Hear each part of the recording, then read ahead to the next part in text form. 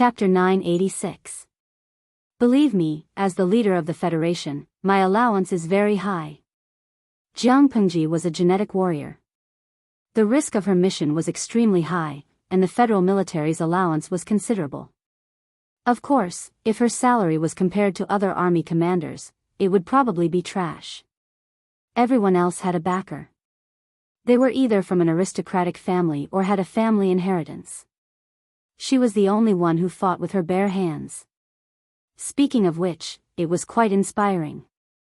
Her only regret was that she hadn't spent the little money she had saved up after decades of struggling. She had fought for the Federation for more than 30 years, but she hadn't even received a year's pension. Fengzhen secretly rolled his eyes. How much yellow soup did my lord secretly drink today? If she hadn't drunk too much yellow soup, why would she be talking nonsense? In the face of his lord's intermittent spasms, Feng Lingzi was used to it. The camp was calm and peaceful. Every day, the "no war" sign was hung high. No matter how the northern borderline challenged them, they refused to go out and secretly made bamboo rafts and wooden boats. Jianghu was calm, but the northern borderline couldn't take it anymore. It was because the Maina tribe's food reserves were insufficient to provide for the normal expenses of the tens of thousands of troops. Jianghu could waste time, but the northern borderline couldn't. The only way the third prince could think of was to borrow food. However, that fool is too stupid. Which large tribe in the northern borderline hasn't been offended by him? The third prince rubbed his brows.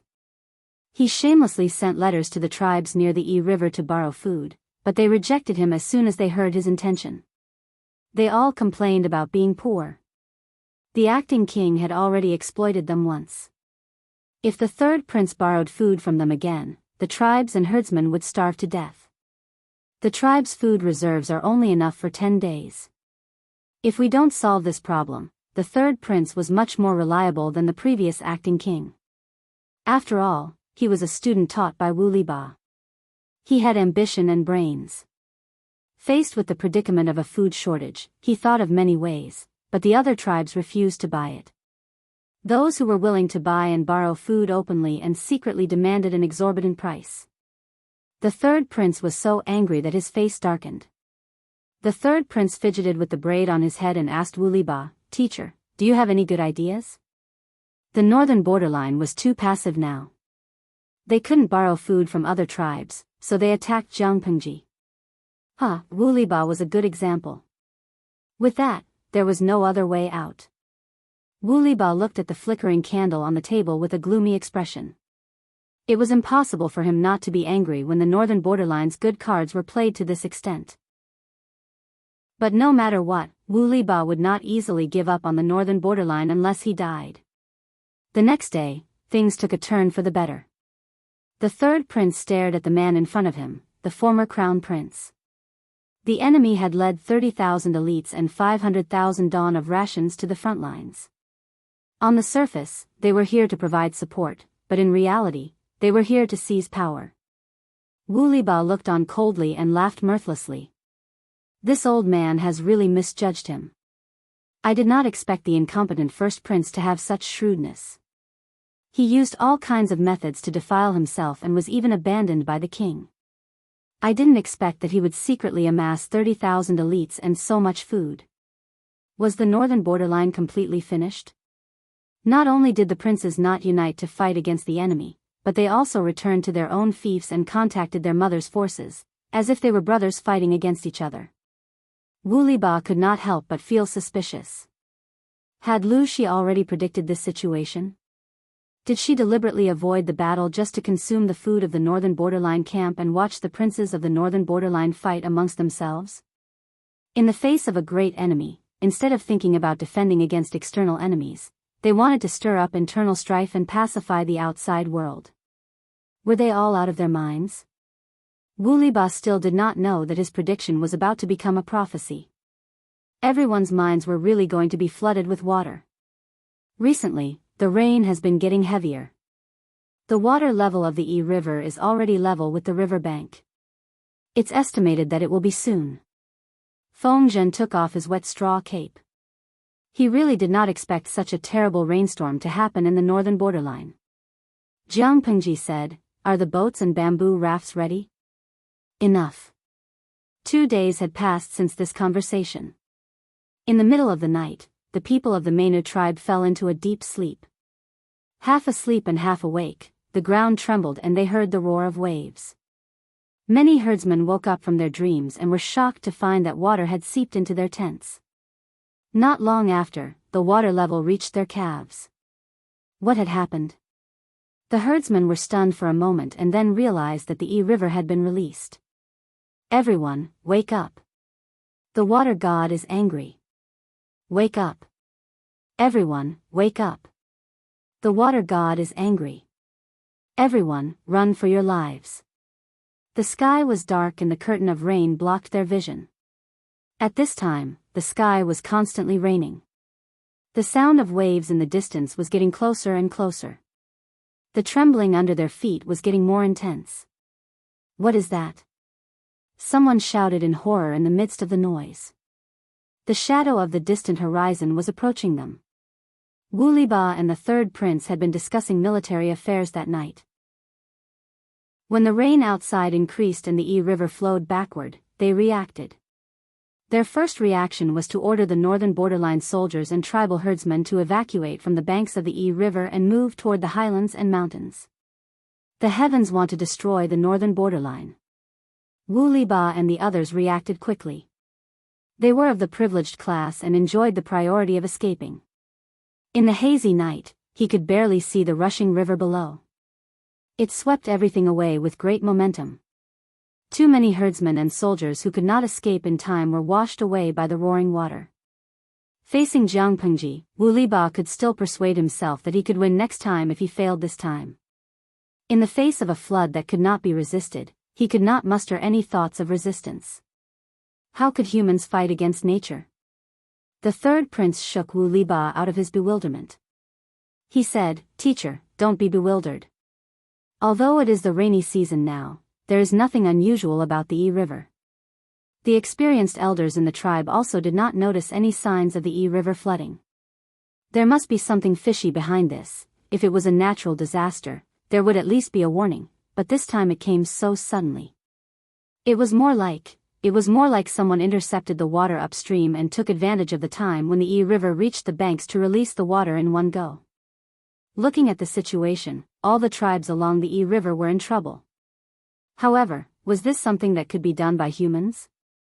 A bone-chilling coldness spread wildly in his heart. He could not control it. Although the Yi River was not the largest river in the northern borderline, the land around it was one of the most fertile. Many tribes of various sizes gathered along the banks. If all these tribes were to suffer, the number of deaths would be unimaginable. The flood came suddenly and left abruptly. By the second half of the night, the water had mostly calmed down. Wait. What is that? The third prince, Wu Liba, and the eldest prince, who looked gloomy, gathered together. Both sides counted the remaining troops. Their faces were so gloomy that it could drip water. At that moment, a soldier's low voice caught their attention. They widened their eyes and could barely see the densely packed black spots floating on the surface of the river. "Those things are coming towards us." Everyone looked carefully and saw that the black spots were indeed moving towards them. Chapter 987. It's the enemy. Wu Liba identified for a while and said hoarsely, "Prepare the bows and arrows." Wu Liba was absolutely certain that the flood was not a natural disaster, but a man-made disaster. Thinking of this, he felt cold all over. In just 4 to 6 hours, his hair had all turned gray, and he looked haggard and haggard. The third prince was horrified. The enemy? How could it be? The flood came so suddenly, without any warning. How could the enemy prepare so many wooden rafts and boats in advance? Lu Shi's army? The third prince almost lost his balance. Both his legs were numb. He said, how could they predict? If they did not know in advance that there would be a flood, who would prepare simple wooden rafts for an army of nearly 100,000? This was the north borderline, not the south where rivers intersected. The eldest prince was also full of regret. He originally wanted to bring the army and food to fight for military power, but he ended up losing his life. He had been patiently dormant for many years. He thought he could be the final winner, but who knew that his younger brothers were as ferocious as if they were on drugs. The fourth brother killed 7 brothers in one go, but the 9th brother jumped out and ended his legend of killing 7 people. That was not the most exciting part. What was exciting was that the 9th brother was on horseback. In the end, the 3rd brother, who was originally the loser, took advantage of it. He heard that the 3rd brother had been ravaged by Jianghu and was starving to death due to the lack of food. He pulled out all his belongings and prepared to take advantage of the situation. But what happened? He failed to take advantage of the situation. Instead, he was almost wiped out by a sudden flood. Could it be that even the heavens could not bear to see him live comfortably? The eldest prince said, "Haha, General Wuliba, be careful with your words. Could Lu Shi have single-handedly planned this natural disaster? Even if it was really planned by Jianghu, where did she get the extra manpower?" Thinking of this, the expression on the eldest prince's face froze. Jianghu led the 30,000-strong vanguard battalion to arrive first. She predicted that the north borderline would attack at night before the main army arrived, so she beat them at their own game. She set up an ambush and successfully defeated Wuliba. After that, Jianghu coaxed the demoralized soldiers of the north borderline to retreat and disrupted their formation. She coordinated with the second wave of the main force to attack the north borderline's main camp from the front and back. The north borderline had no choice but to retreat to Maina's main camp in panic. From then on, Jianghu's camp only left and never entered. She escorted the captives from the north borderline to Dongqing. In other words, there were only 2 groups of people in the Lu clan's main camp. The first batch consisted of 30,000 vanguards, and the second batch consisted of about 60,000 main forces. The 2 batches added up to about 100,000. However, Jianghu had raised the flag of 150,000 people at the beginning. Where did the other 50,000 people go? Could it be that these people had stealthily bypassed everyone's eyes and ears and went to the northernmost part of the northern borderland, upstream of the Yi River to cause trouble? No, war could not be calculated in this way. In order to show off their military strength, they would most likely falsely report a few tens of thousands, just like how the northern borderline exaggerated an army of 180,000 to 500,000. The first prince scratched his ears and cheeks, unable to figure out the truth. Wuliba did not want to get entangled with the first prince. Right now, they were all in the same boat. If they fought, it would only benefit the enemy. It doesn't matter if it's a natural disaster or a man-made disaster. The most important thing now is to think of a way to repel the enemy. After saying this, he felt his tongue go dry and sour. As the wise man of the northern borderline, Wuliba had lived a glorious life. How could he have imagined that he would end up like this? If he did not repel the enemy this time, he would definitely fall into the enemy's hands. Wuliba was very clear about what would happen to him if he became a captive. The northern borderline army did not retreat too late, but it was not too early either. More than half of their troops were preserved, but they did not bring along much of their weapons. After a few sparse waves of arrows, they had no other way to stop the enemy from approaching. Wuliba's face darkened. He suddenly pulled out the dagger at his waist. No matter which man from the northern borderline, they all had the habit of carrying a dagger with them at all times because it was convenient to deal with their prey in the wild. It was a battlefield now, an inch longer, an inch stronger, an inch shorter, an inch more dangerous. What use could a dagger and a short knife have? Fortunately, the enemy could not get into a battle formation and advance step by step. Disembark, kill. Fu Wang oversaw the main army, while Li Yun commanded the vanguard. Jianghu, the spoiled lord, was locked up in the little black room. What a joke, it was a chaotic battle on the waterway. It was unusual. If the lord accidentally fell into the water and drowned or was washed away by the flood, they would not be able to save her in time. In this regard, Jianghu could only chuckle to relieve her depression. Her night vision was extremely strong. Even if her vision was dim, she could clearly see the situation at the front line from afar. The army did not forcefully disembark. Instead, they ordered the archers to shoot randomly at the hiding places of the northern borderline army. Some were shot to death by random arrows, some were trampled to death by their terrified comrades, and some drowned when they accidentally fell into the water. Wu Liba spat angrily and ordered his men to collect the arrows shot by the enemy and return them to their original owners. They had lost almost all their weapons and supplies. The number of bows and arrows carried by the soldiers was few and far between, but it was better than nothing. The northern borderline army could not foolishly stand there and be a live target for the enemy. Naturally, they had to make use of all the conditions available to them to struggle to the death. Pfft, this bunch of people from the northern borderline are really tenacious. Li Yun noticed the enemy's counterattack and immediately thought of the source of their arrows. He used the command of the navy compiled by Qi Kuang to dispatch and tried his best to avoid the enemy's stray arrows. As a general who excelled in land warfare, he had to take on multiple roles. It was a bitter taste to be a half-baked commander of the navy. However, after giving it a try, he felt that commanding the navy was not as difficult as he had imagined. If Qi Kuang was here, he would probably roll his eyes at Li Yun. If the navy was so easy to command, why did he have to train for so many years? Training naval officers to fight in the water was far more exhausting and costly than training ordinary soldiers on land. If Li Yun's opponents were not enemies who lacked bows and arrows, according to his method of command, they would definitely suffer greatly.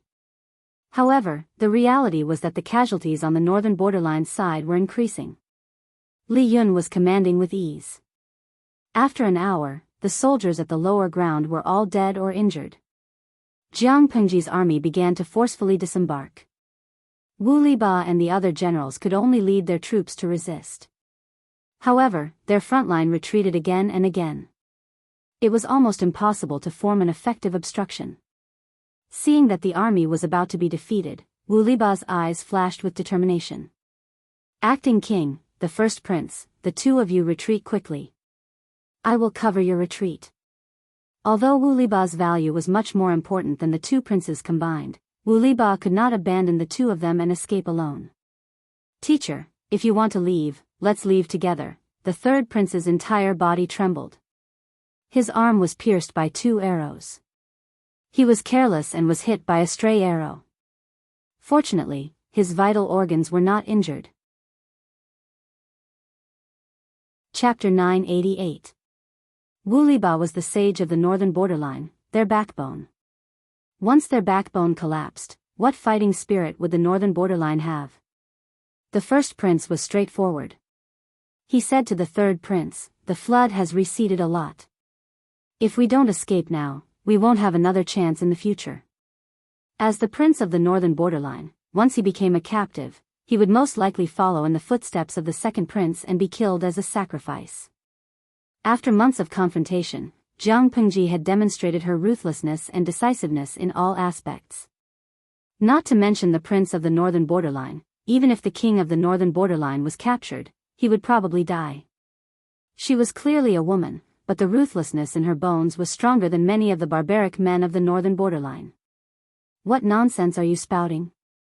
As long as the acting king lives on and reorganizes his troops, the northern borderline still has a chance. If the entire army were to perish here, wouldn't we become the sinners of the northern borderline? Wu Liba was already very tired, but in this desperate situation, he felt that his entire body was filled with strength. Even if he had to die, he wanted to bite off a piece of meat from Thief Lu's body and not let her have her way so easily. When the eldest prince saw that the third prince was still hesitating, he hardened his heart and ordered his men to tie him up and take him away. Before he left, he glanced at Wu Liba with a complicated expression. He had tried his best to rope Wu Liba in, but he did not expect Wu Liba to be stubborn and unmoved. Goodbye, he squeezed out 2 words, but they knew in their hearts that Wu Liba was doomed. I will watch over you from the underworld. Wu Liba gritted his teeth and said, "Don't let the northern borderline fall into the hands of the enemy." He wanted the cavalry of the northern borderline to trample on the land of the Central Plains. This was his lifelong wish. He had never thought that the Central Plains would swallow up the northern borderline.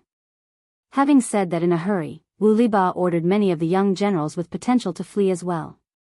In the end, only 3,000 people were left to guard the rear. Wu Liba had imagined countless endings for himself, but he had never thought that he would be forced into a corner by the cowards of the Central Plains. It was only when dawn broke that rays of light pierced through the clouds and illuminated the earth. By Wu Liba's side, there were only a dozen people left. Together with him and the remaining survivors, they were escorted to Jianghu. Jianghu and Wu Liba had only met thrice. For the first time, Wu Liba was at the peak of his life. He was insufferably arrogant, while Jianghu was a commoner. For the second time, Jianghu was commanding an area and threatening the powerful feudal lords of the northern borderline. Wu Liba, on the other hand, was the envoy who swallowed his pride and asked for peace. This was the third time. Jianghu was still a vassal, but the latter was a prisoner. Kneel. The soldier lifted his leg and kicked his thigh, forcing Wu Liba to kneel. The Han people of the Central Plains only kowtowed to heaven, earth, and their parents.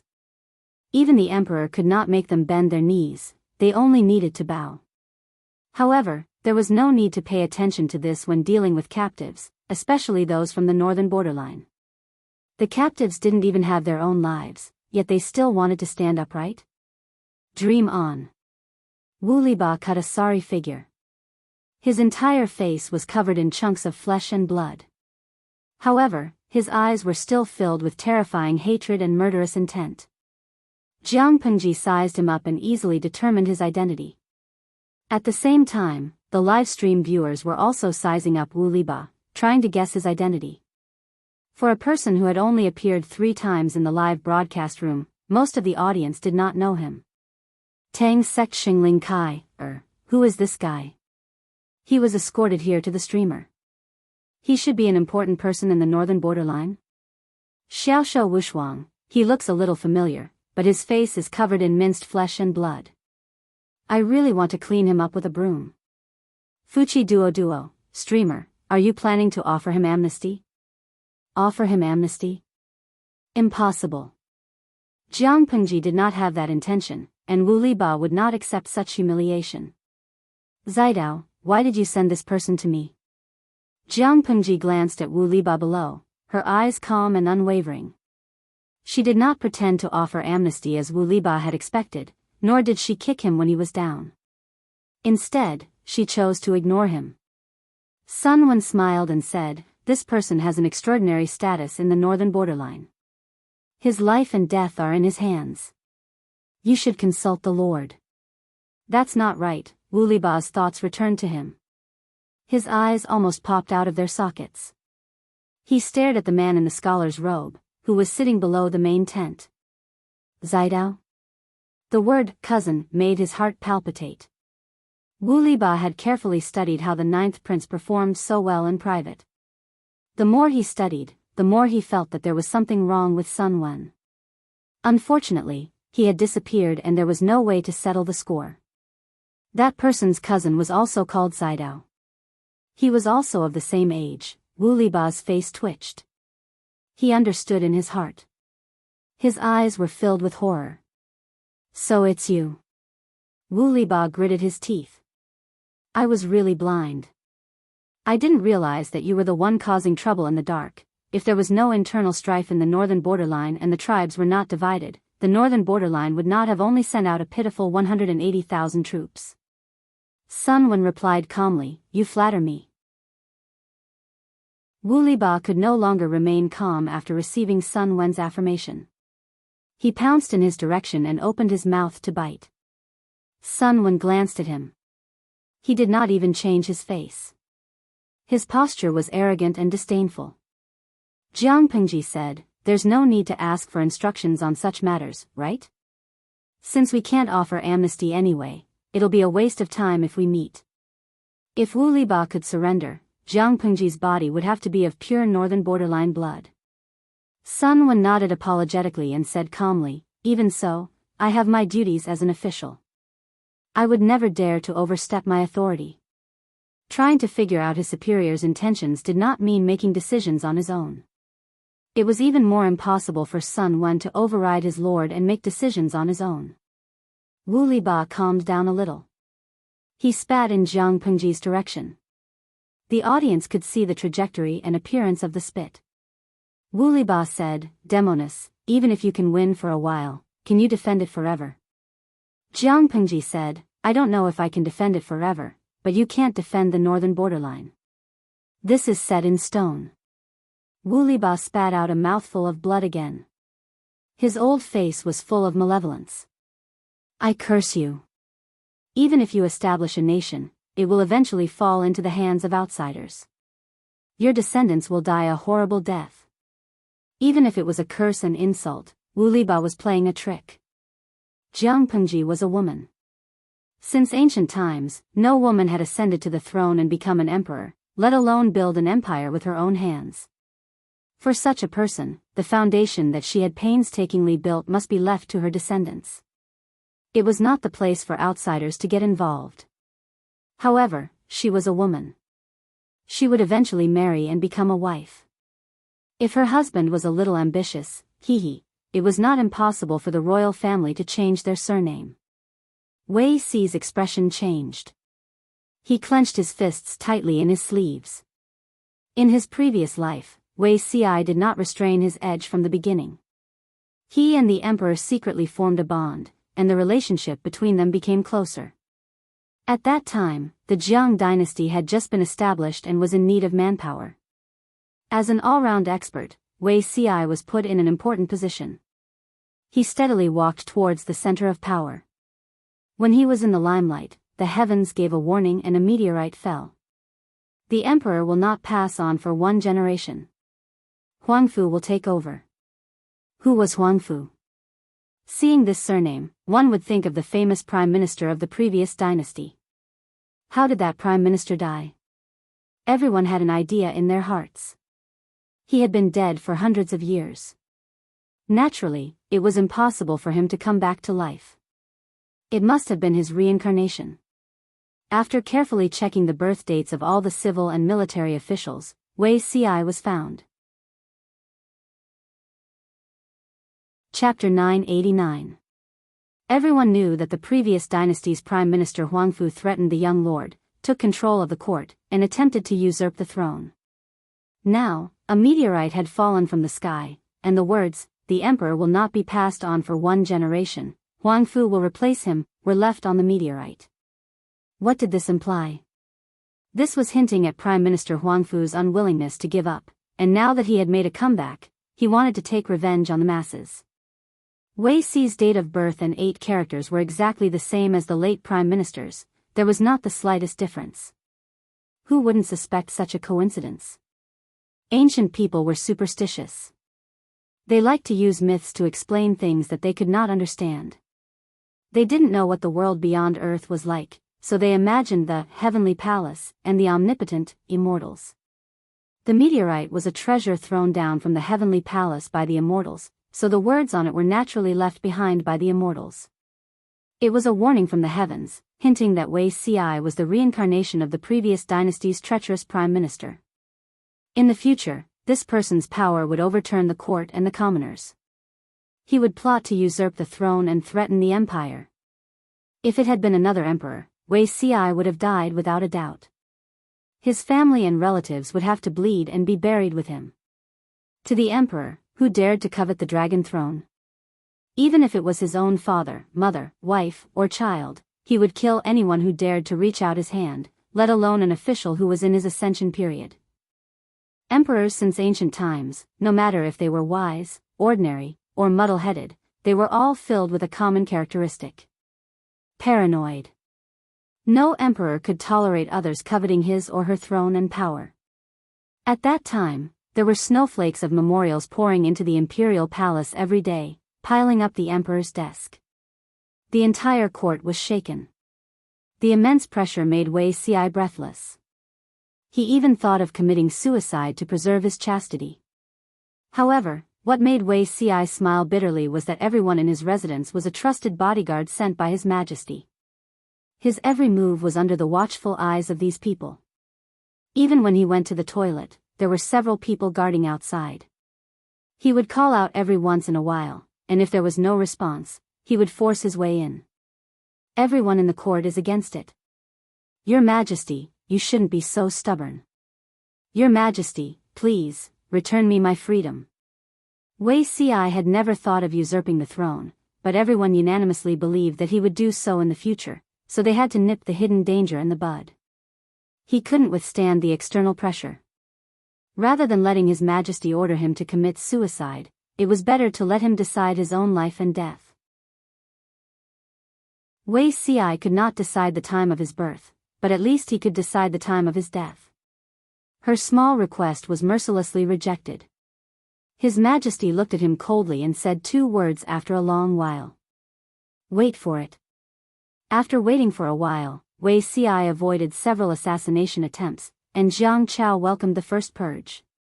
The meteorite that fell from the sky was fake, and the words on it were also fake. This incident was a trap set up by someone with ulterior motives. Conspiring to murder a loyal person might not warrant death, but using false orders from the heavens was an unforgivable crime that would implicate the entire family. His Majesty found out a few families that were involved, confiscated their properties, and demoted them to commoners.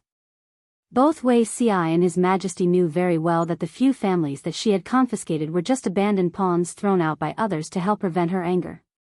Since the meteorite was fake, the instructions on it were naturally fake as well. Wei Xi wanted to wash away the stain on him. He could be spared the death penalty, but he could not escape punishment. His salary was forfeited and he was demoted. After this incident, Wei Xi slowly faded away from the center of power. He took the initiative to ask for a position similar to retirement and no longer had any real power. Although it was a trap, the meteorite that fell from the sky still left a deep psychological shadow on him. He had slowly forgotten about it, but Wu Liba's curses evoked memories of the past. Jiang Pengji, who was sitting at the head of the table, curled her lips and said disdainfully, "If the curse was so effective, would you still be a prisoner?" She mocked him rudely. Wu Liba's expression could no longer be seen. Jiang Pengji added insult to injury, "Why would we still need to lead troops to war? Wouldn't it be fine if we just set up a sacrificial altar in front of the 2 armies and compete to see who can speak more viciously?" Everyone in the tent could not help but laugh. Only a few people glanced at Wei Xi and secretly heaved a sigh of relief. If the Lord had grown suspicious, Wei Xi would be the first to suffer. Looking at it now, the Lord was open-minded and was not afraid of Wu Liba trying to sow discord. "Although you and I are enemies, I respect you as a man, so I won't humiliate you." Jiang Pengji yawned in boredom.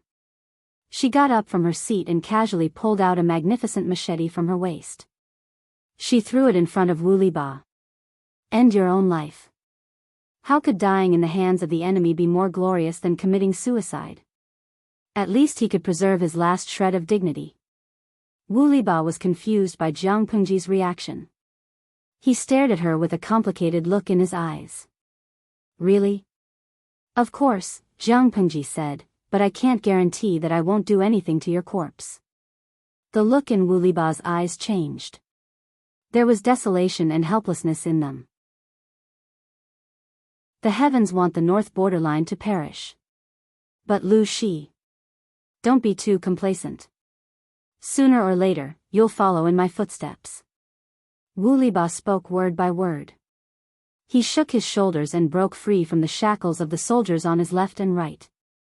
He picked up the machete on the ground. "My lord. I'll take my leave first." After he finished speaking, Wu Liba used his right hand, which could still move, to hold the hilt of the machete. He pulled it out shakily. His eyes were filled with tears. He did not know where the strength came from, but he stabbed the blade of the machete into the left side of his chest, straight into his beating heart. His eyes were protruding. His frozen expression was ferocious and heroic, as if there were thousands of words that he had yet to say. After a while, he breathed his last breath unwillingly. His sturdy body fell forward, making a dull sound. "Drag it out. When the weather clears up, hang it in front of the main camp gate." Jiang Pengji lowered her eyes coldly and looked at the corpse by her feet. She said without a trace of emotion, "When the flood recedes, reorganize the three armies, clear the tribes of the north borderline along the Yi River, and pursue the remaining soldiers of the north borderline. Yes. Everyone retreated.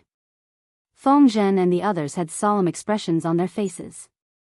It was a good thing that Wu Liba was dead, but he had spoken without thinking, which was really infuriating. Looking at Wu Liba's corpse being hung outside the camp, they heaved a sigh of relief. Feng Zhen grumbled. If he's dead, then so be it. He's causing trouble for others even after he's dead, Qiguan Rang said. My lord is not an ordinary person. She knows very well. As long as she doesn't go overboard, nothing will happen. Although Wu Liba was detestable, he had exposed that layer of window paper in advance. The lord would also think more about it and be more thorough in her actions. Rather than being caught unprepared in the future, it was better to consider everything now.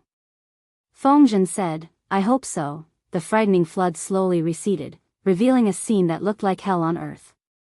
The corpses were chilling to look at. Jiang Pengji ordered the soldiers to deal with the corpses. The rest of the living were all captured as captives. Along the way, she cleaned up the valuables of the various tribes. The scope of the flood disaster was too wide, and the number of casualties was even more shocking. It directly crippled the tribes of all sizes along the Yi River. Chapter 990. Teacher. Teacher. Your disciple is unfilial, the third prince cried his heart out. His already weak body could not take it any longer. His pathetic appearance did not seem noble at all. He was not just crying for Wu Liba. He was crying for the fate he was about to face and the predicament he was in. Wu Liba had led thousands of elites to cover the retreat of him and the first prince.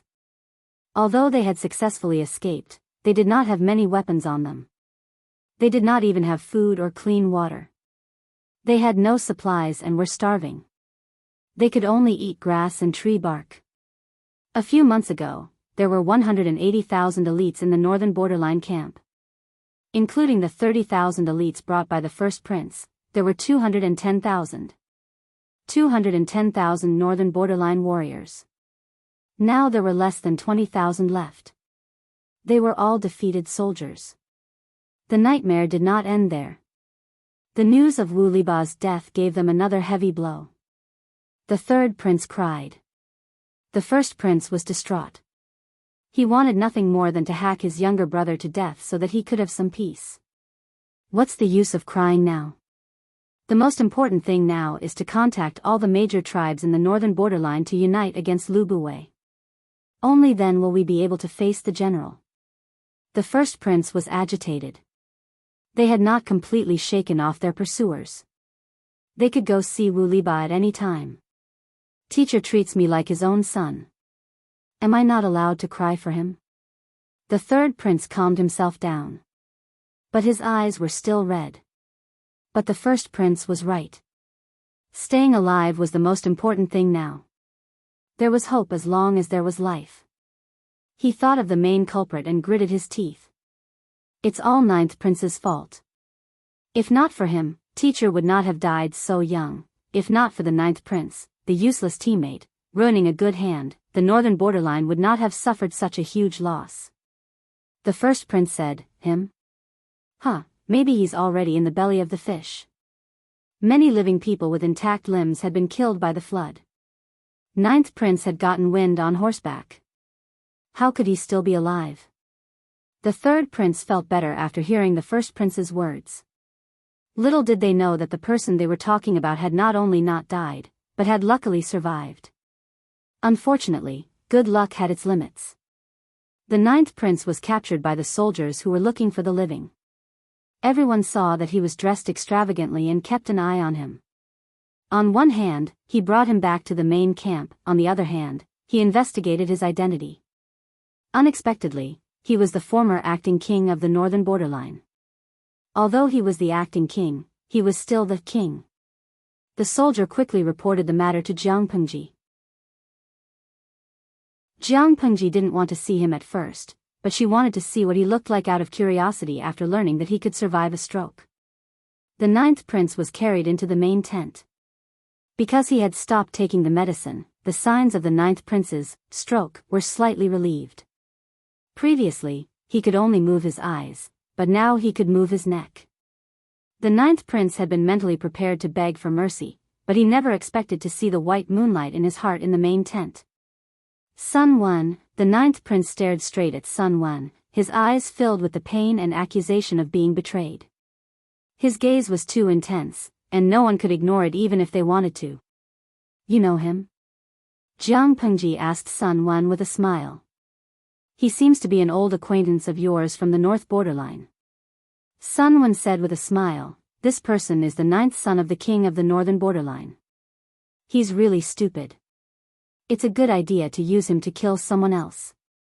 When the ninth prince heard Sun Wen's words, his heart ached uncontrollably. His eyes were bloodshot, as if he wanted to cut Sun Wen into pieces. It was a waste of his trust in Sun Wen, and he was even worried about his disappearance. Unexpectedly, Sun Wen was actually a spy sent by the traitor Lu. Thinking of how he had been fooled by Sun Wen, how he had caused his 9 brothers to kill each other, and how he had caused the northern borderline tribe to fall apart. The ninth prince's expression turned ugly.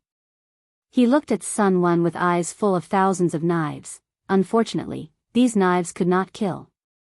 If that's the case, this person is a meritorious minister. Wasn't the ninth prince a meritorious minister who had helped Jiang Pengji deal with the northern borderline? Sun Wen teased, considering that this person has made a great contribution, my lord, don't let him off easily. Jiang Pengji said, rewards and punishments are clear and impartial. Since he has made a meritorious contribution, naturally, we can't neglect him. Listening to the conversation between the two, the ninth prince's eyes were filled with fear. He tried to open his mouth to beg for mercy, but in the end, his mouth was full of saliva. Jiang Pengji said, drag him away. Let him accompany Wu Liba. No matter how much the ninth prince struggled, he died in the end. His corpse was hung beside Wu Liba, drifting with the wind. While Jiang Pengji was clearing the spoils of war and advancing the battlefront to the center of the northern borderline, the situation in the world underwent many changes. Among them, the most shocking news happened in Zhongzhou. Tens of thousands of refugees broke through the defense line of the palace and rushed into the palace, burning, killing, and looting. Almost no one in the royal family survived. Men were smashed into meat paste by the agitated refugees, women were humiliated to death, and all the women in the palace became captives of the refugees. At the same time, the forces led by the Nye family recruited soldiers and bought horses in the name of purging the rebels, establishing an independent state. Seeing that Zhongzhou had become like this, Beiyuan and Xichang also wanted a share of the spoils. Unfortunately, the two countries had been in conflict in recent years. Many vassal lords were plotting their own schemes and could not spare any time to help. Apart from that, Dongqing and Nanqing did not rest for a moment. Jiang Pengji, Huang Song, and Su Bei formed an alliance. Although it was only to support each other, they also gained many benefits from it. The person in charge of forming an alliance with Su Bei was Yang Si. Yang Si was now in charge of Hu County. He represented his lord in forming an alliance with Su Bei. With Jiang Pengji's tacit consent, Yang Si went to Su Bei as a representative to provide some military support. Originally, the brothers Su Bei and Su Fei were evenly matched, but with Jiang Pengji's intervention, the balance tilted in Su Bei's favor. Su Fei suffered repeated defeats and lost half of Zhe County. He was forced to retreat to Hu County and his power was greatly reduced. Compared to Su Bei's relaxed state, Huang Song was not so lucky. His opponent was the Meng family that controlled the entire Zhangzhou. The pressure was immense. Huang Song knew the difference between him and the Meng family. It was impossible to fight them head-on. The losses of attacking far outweighed the losses of defending. He only needed to delay the Meng family's pace. He did not need to fight them to the death. With this thought in mind, Huang Song and his strategists chose the safest plan, defense.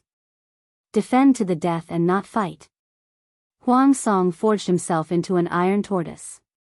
He was armed from head to toe, even to his teeth. No matter how the Meng family clamored, he would not care. At first, the Meng family was patient. However, as time passed, good news about Jianghu in the northern borderline came out one after another. The Meng family could not sit still any longer. They launched several strong attacks, but Huang Song's side could always predict the future. After a few confrontations, the Meng family did not gain much of an advantage. Both sides entered a state of struggle. No one was willing to take a step back. The war in Dongqing was at a stalemate. Yang Tao was doing very well in Nanxing. He invaded Nanqing's territory in the name of punitive expedition against the fake emperor. In just half a year, he had already gained a firm foothold. Chapter 991. And Shui stared at the intelligence report on the table as if he wanted to stare 2 holes in it. The more he read, the angrier he became. He angrily gritted his teeth and glared at her. He slammed his palm heavily on the table. Bang! There was a loud bang. The table shook slightly from the slam, and the loud sound pierced the eardrums. The sudden sound shocked everyone, and they didn't dare to be distracted. Lu Jing happened to pass by. He heard the commotion in the room and stepped in. He smiled faintly and asked, "What happened? What made you so angry, my lord?" Seeing that it was Lu Jing, and Shui calmed down a little, but there was still anger on his face. Panting heavily, he raised his hand and handed the report to Lu Jing. His face was full of anger. "Look, military counselor. This Yang Tao is too much." Surprise flashed in Lu Zhang's eyes, but he didn't show it on his face. He raised his hand and took the bamboo slip and Shui handed him, unfolded it, and took a look. "So it's about this." LV Zhang skimmed through the contents of the bamboo scroll. His tone carried a hint of understanding. He was not surprised by the contents. He looked up at Shui, who was still angry. Amused, LV Zhang asked, "Why are you so angry, my lord?" Shui choked. He didn't expect Lu Zhang to react this way. How could he not be angry? An outsider occupied Nanqing's land. If he wasn't angry, would he line the streets to welcome Yang Tao? "Military counselor, you already knew about Yang Tao's plan?" Lu Jing smiled confidently and said, "When the fake emperor escaped from Jianghu into Nanqing's territory, I already expected this situation. Most of the feudal lords in Dongqing have grown up. Yang Tao doesn't have a high chance of winning against them, but the risk is high. Yang Tao can't just sit and wait. In comparison, using the fake emperor as an excuse to meddle in Nanqing's territory is less risky." The fake emperor was no match for Yang Tao. After escaping to Nanqing, his days became more and more difficult. If Yang Tao only went for the fake emperor, the weeds at the fake emperor's grave were already as tall as a person. How could he jump around? It was obvious that he was using the fake emperor as an excuse to deliberately encroach on Nanqing's territory. When Shui heard Lu Zhang's explanation, he felt a surge of anger in his heart. Of course, this anger wasn't directed at Lu Zhang, it was directed at Yang Tao. In Shui's usual way of thinking, Nanqing's territory belonged to the people of Nanqing. If an outsider were to encroach on Nanqing's territory, that would be considered an invasion. What was the difference between Yang Tao's actions and the 4 factions of Nanman? Who could tolerate the fact that their country had fallen into the hands of outsiders? When he thought up to here, Shui couldn't help but feel heartfelt sorrow. Why was Yang Tao so daring? It was because Nanqing was already destroyed. If the 4 factions of Nanman had not destroyed Nanqing's country, how could a mere Yang Tao, a mere duke, be able to strut around in Nanqing? Seeing Shui's silence, Lu Jing could more or less guess what was going on. He sighed and said, "My lord, this matter is already a foregone conclusion. Our greatest threat is not Yang Tao. No matter what, Yang Tao was a pure-blooded Han man. It was better for Nanqing to fall into his hands than to be trampled by the 4 factions of Nanman." Shui pulled himself together and suppressed his grief and indignation. Lu Zhang was right. His greatest threat was not Yang Tao, but the 4 factions of Nanman that had been wreaking havoc in Nanqing. Shui said, "Thank you for your guidance, military counselor." Otherwise, I would have been stuck in a dead end, Lu Jing declined humbly. He could see clearly that although An Shui said that he had thought things through, he still disliked Yang Tao's actions. I have something to discuss with you, my lord. An Shui said, military counselor, feel free to speak your mind. I will support you with all my might. Lu Jing said, I wish to send someone to discuss an alliance with Yang Tao. The moment he said this, An Shui's expression darkened. Military counselor, what do you mean? Lu Jing said, Yang Tao is an outsider at the end of the day. He looks powerful, but he is actually full of hidden dangers. If the two families work together, we can complement each other's strengths. Even though Lu Jing had already thought of a way to help An Shui plan, An Shui's foundation was weak. It would be too slow for him to plan alone. Yang Tao's strengths were obvious, but so were his weaknesses. It was the same for An Shui. If the two families worked together, they might be able to complement each other's strengths. An Shui helped Yang Tao integrate completely into Nanqing's power, while Yang Tao helped An Shui further expand his influence. An Shui was exasperated. He asked, you can ally with anyone. Why must you choose Yang Tao? This time, it was Lu Zheng's turn to be silent. What could he say?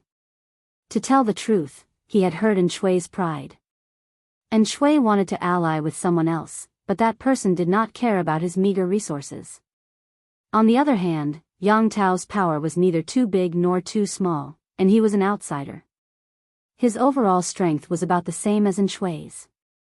If he allied with Yang Tao, the two families would have about the same say. This would be beneficial to both sides. After a while, An Shui calmed down. He comforted Lu Jing gently. Lu Jing was what he relied on to rise up and take revenge on the four factions of Nanman. No matter what, he could not provoke the other. This matter, I'll leave it to Xiaoyin to handle. If an alliance was beneficial to him, An Shui would accept it even if the partner was Yang Tao. Your Majesty, Your Majesty. Lu Zheng's lips curled into a sneer, but the smile did not reach his eyes. Instead, a flash of disappointment flashed through them. Under Lu Zheng's mediation, Yang Tao and An Shui's forces formed an alliance. For the sake of territory and benefits, the feudal lords of the world fought until their heads bled. Jianghu, who was far away in the northern borderline, was also slowly reaping her spoils of war. She led the army with Yi River as the boundary and advanced toward the northern borderline, occupying several horse farms and tribes. The battle at Yi River directly caused great damage to the northern borderline, and they fled upon hearing the news. The scale of the flood was too great, and it came too suddenly. The tribes and horse farms along the coast were almost completely destroyed, and the northern borderline suffered countless losses. The weather was hot, and the corpses of Wu Liba and the 9th prince began to rot and stink within a few days. Report, there are thousands of herdsmen blocking the way ahead. The messenger hurriedly sent the news to the main tent of the central army. Thousands of herdsmen? Jiang Pengji frowned. What are they trying to do?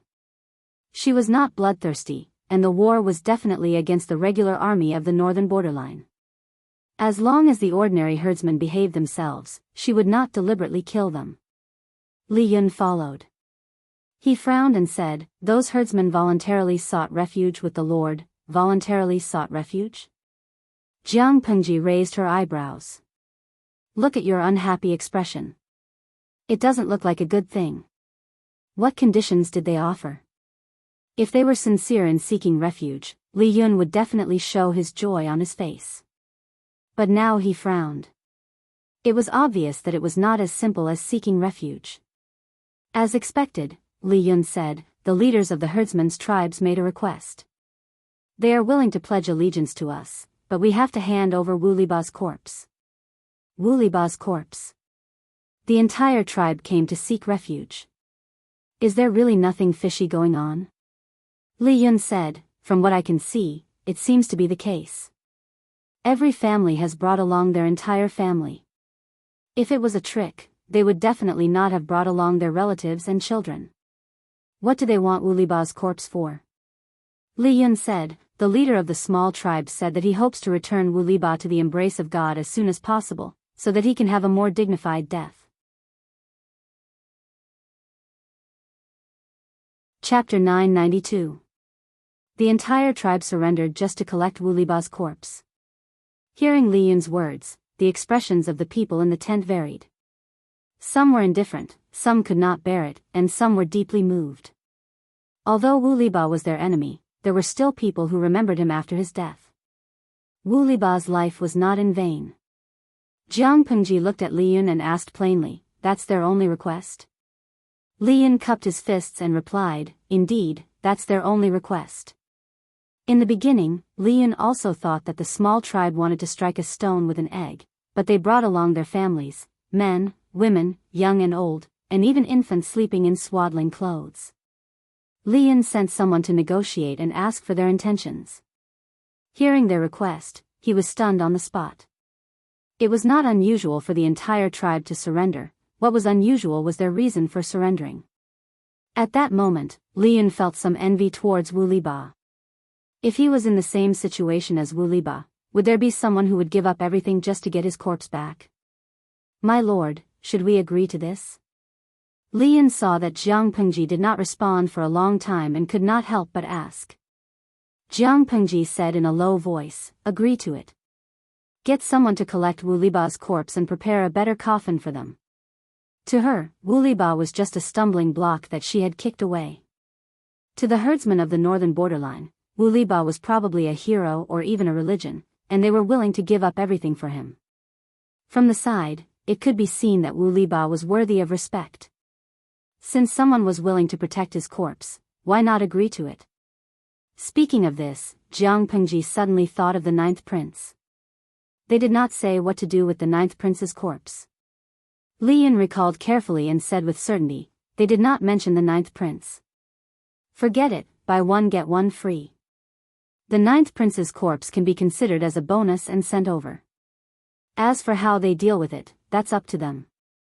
Jiang Pengji revealed a faint smile of mockery. The ninth prince was really a failure.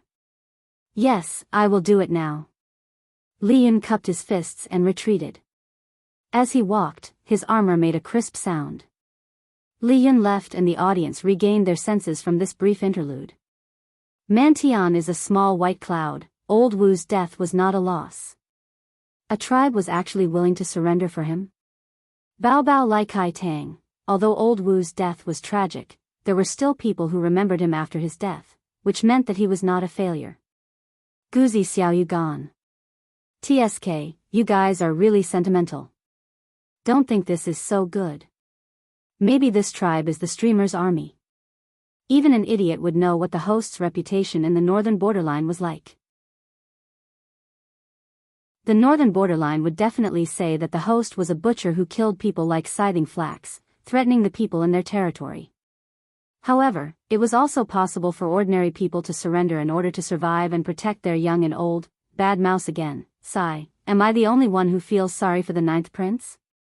The prince is Liangzi's army. The audience in the streaming room sighed.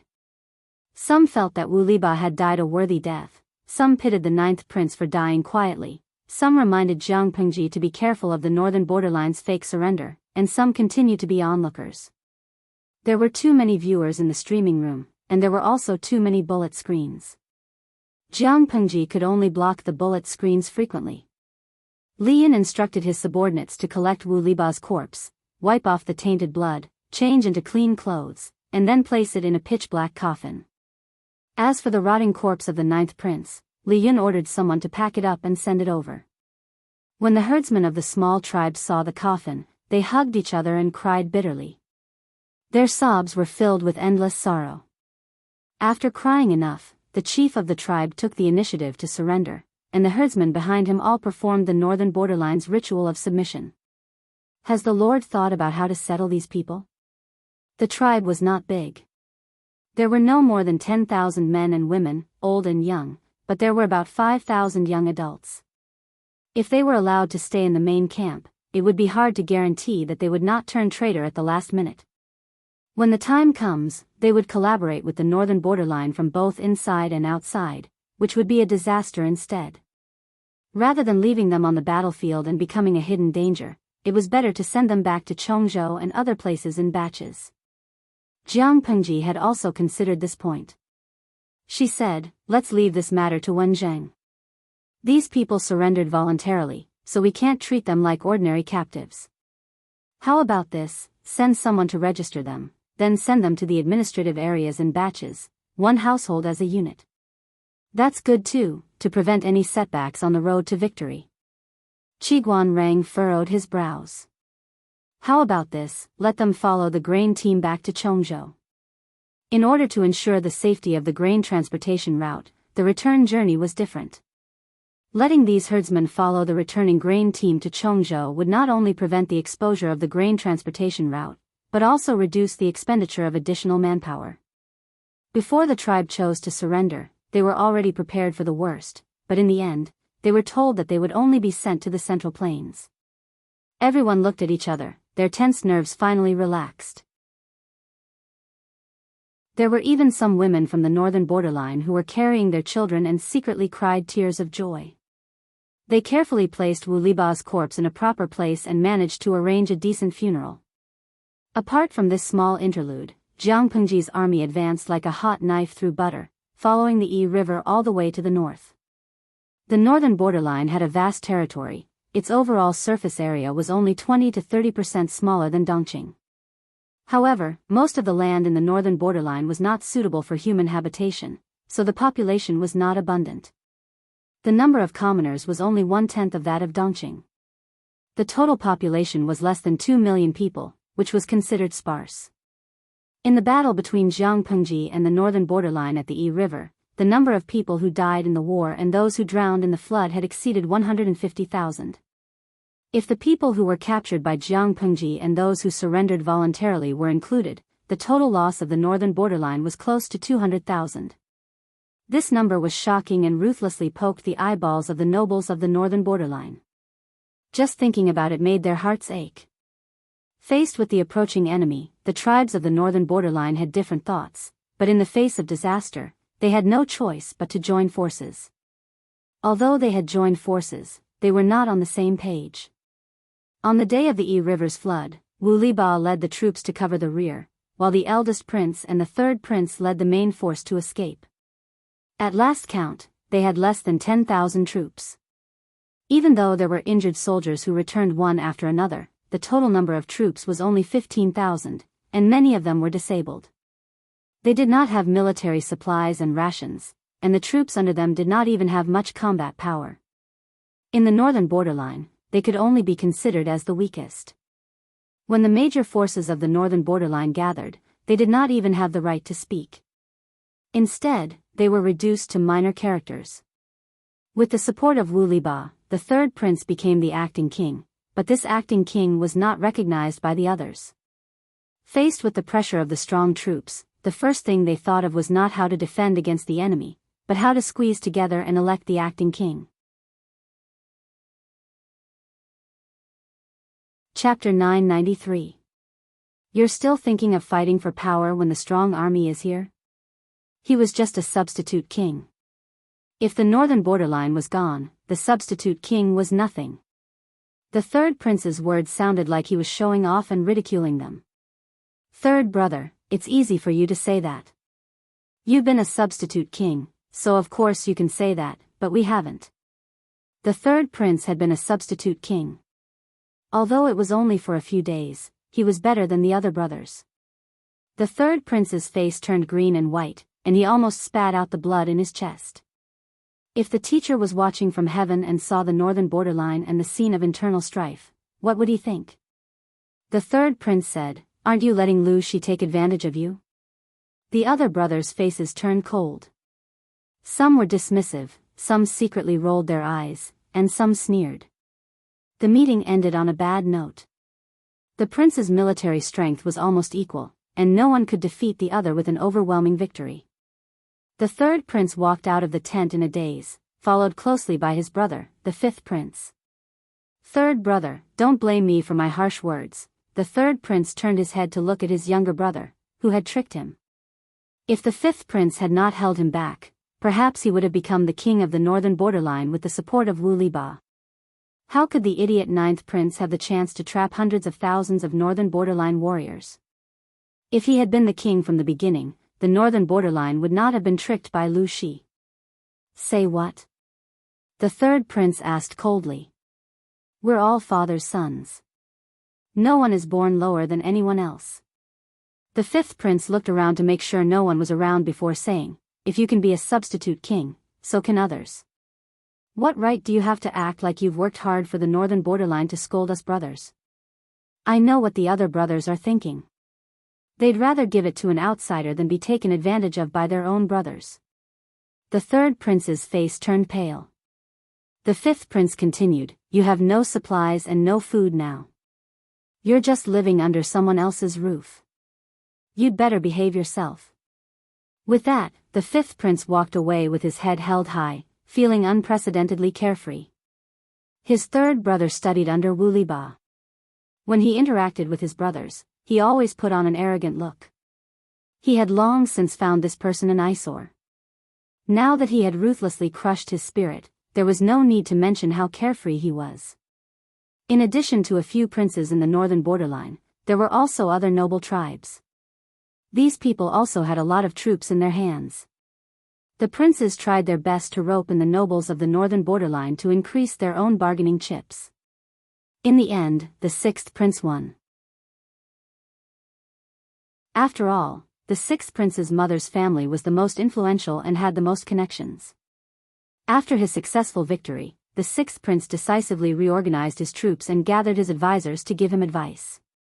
The quality of the advisors was uneven, and everyone had their own opinions.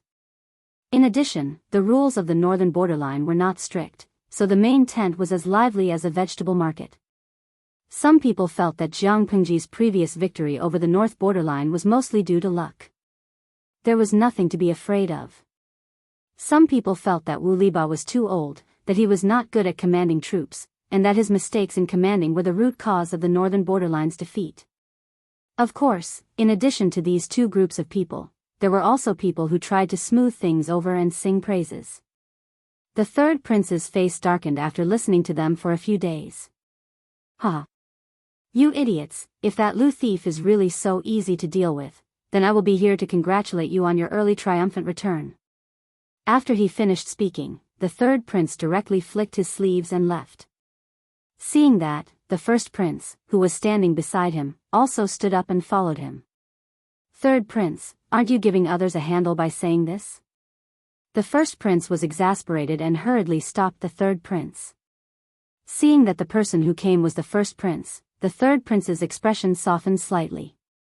It was probably because the two of them had gone through life and death together, so their relationship was better than before. What do you mean by giving others a handle? I'm just speaking the truth. They underestimated that Lu thief, and sooner or later, they will suffer a great loss. As the third prince said this, he could not help but think of his teacher who had taught him. His eyes became slightly wet. These people are really going to waste teacher's efforts. The first prince chose to remain silent. Compared to his few arrogant and unrestrained brothers, the first prince trusted the third prince's brains more. If the third prince's brains were not good, why did Wu Liba choose the third prince out of the 9 sons of the king of the northern borderline? What should we do? Watch them make mistakes. The first prince could not help but frown. He still had some self-awareness. He and the interests of the northern borderline were tied together. If the northern borderline prospered, he would be fine. If the northern borderline was unlucky, he would also be finished. If the northern borderline perished, Jianghu would not let him off. The sixth prince is easily persuaded. Every time he hesitates, he likes to listen to the advice of the elders in the maternal family. One should never underestimate the abilities of the northern borderline's relatives. They were more powerful than the relatives in the Central Plains. They were very skilled at controlling puppets. Wasn't the sixth prince a puppet in the hands of the relatives in the maternal family? Without the help of the relatives, how could the sixth prince be the king? The third prince's face was full of worry. He said, now we can only take one step at a time. I hope they are not too stupid.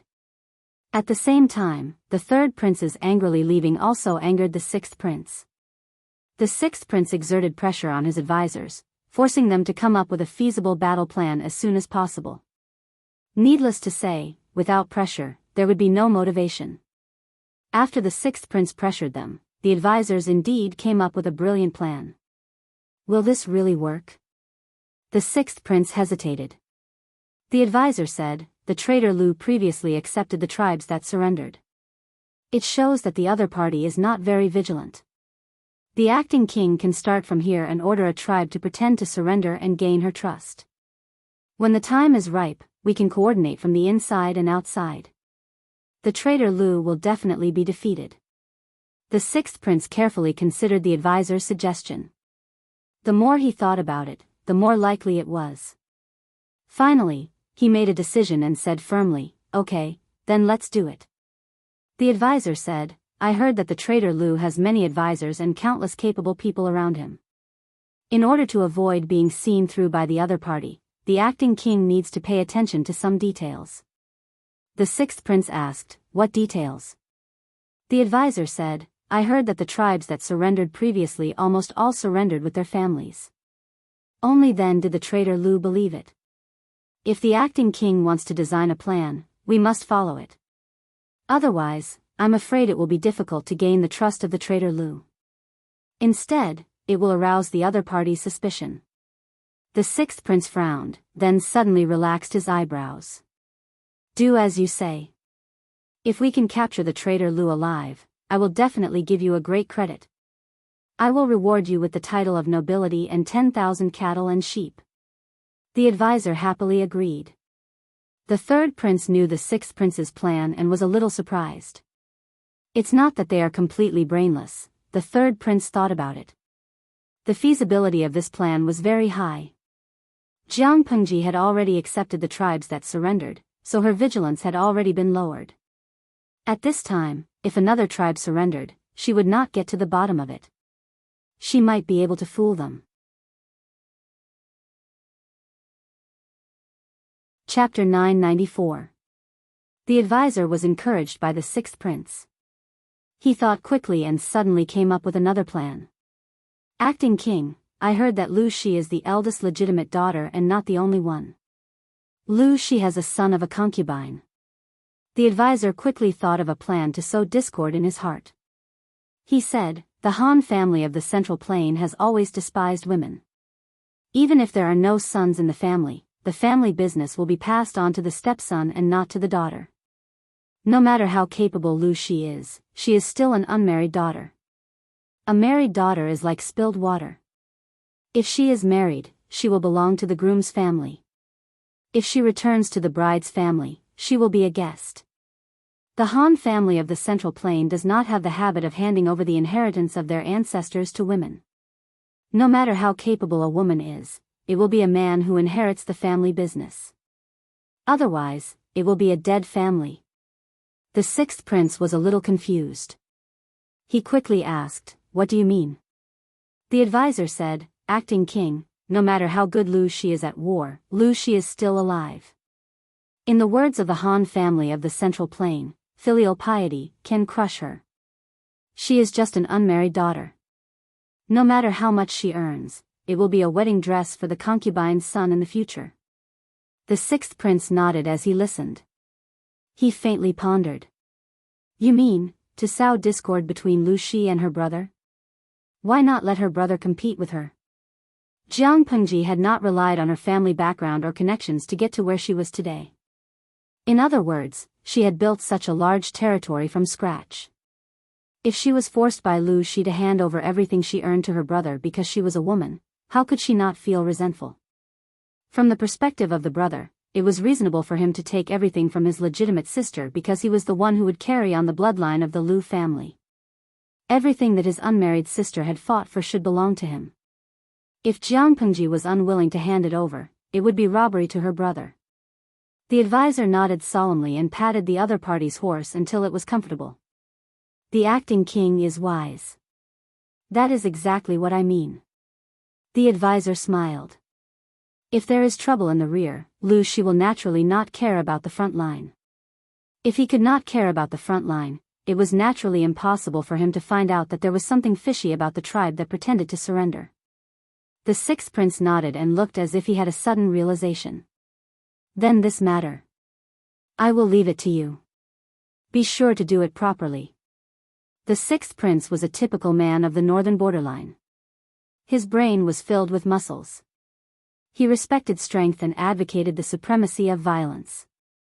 No with a brain, no with his fists, no with his fists.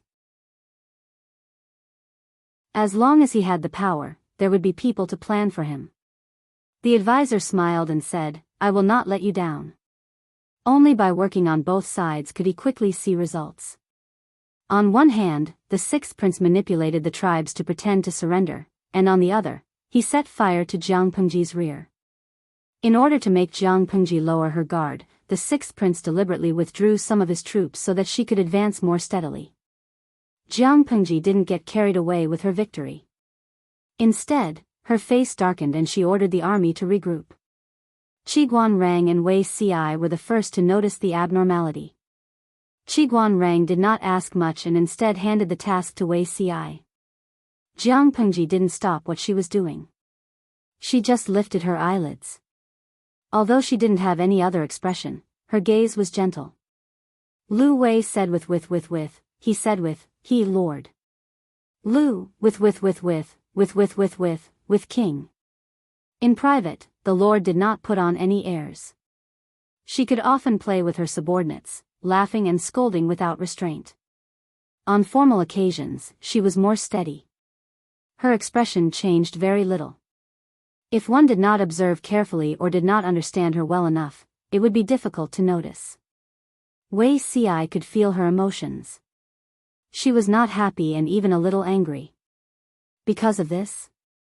Jiang Pengji raised her eyebrows and asked, Zixiao, don't you think we won too easily? Wei Ci frowned. Lord, do you suspect that the northern borderline has other plans? Jiang Pengji said, no, I just can't stand the impetuous atmosphere in the camp. Let's take a break and let them cool down. Wei Ci thought for a while and understood Jiang Pengji's intention. Since the war in the northern borderline began, the enemies they encountered had all been defeated by them. They had hardly suffered any setbacks. Now that they had a smooth journey, the enemy was terrified. From the generals to the soldiers, they were all impetuous. Jiang Pengji could not destroy their morale, but she could delay them and let them calm down. Wei Ci breathed a sigh of relief and said, if that's the case, I'm relieved. Jiang Pengji asked in return, what else did you think it was? Wei Ci was stunned for a moment. He could not help but raise his head and look straight into her eyes. Lord, Jiang Pengji said, coincidentally, I also have something to ask you. Wei Ci readily said, my lord, please ask. I will tell you everything I know. Jiang Pengji said, between me and Lady Wei, which is more important? Since the war in the northern borderline began, this was a rare opportunity for her to be alone with Wei Ci. She wanted to ask some questions clearly. Qiguan Rang reminded her that beating around the bush and staying silent would not solve the problem. Going straight to the point might be more effective. Wei Ci was speechless. His eyes were full of astonishment. Which is more important? Wei Ci smiled bitterly. You can't have your cake and eat it too. No matter how you answer this question, there will always be something unsatisfactory. For a son of an aristocratic family who had received an orthodox education, the family bloodline was far more important than anything else. This was what every son had to support. However, Wei Ci was different from ordinary people. His experience in his previous life made him more open-minded than anyone else. Between the family and her, which was more important? Was there even a need to think about it? Naturally, my lord, Wei Ci said softly but firmly. No one can be more important than you in Ci's heart. Jiang Pengji looked straight at him and said in a low voice, then, Zixiao, are you willing to be a lone official by my side? What was a lone official? A remote official who was isolated, helpless, or not placed in an important position. Apart from that, it also referred to people who had their own thoughts and personal integrity. They did not pursue fame, wealth, or power, but fawned on those in power. Jiang Pengji asked him if he was willing to be a lone official by her side. Her meaning was already very clear. If he chose her, Wei Xi had to cut ties with Lady Wei cleanly.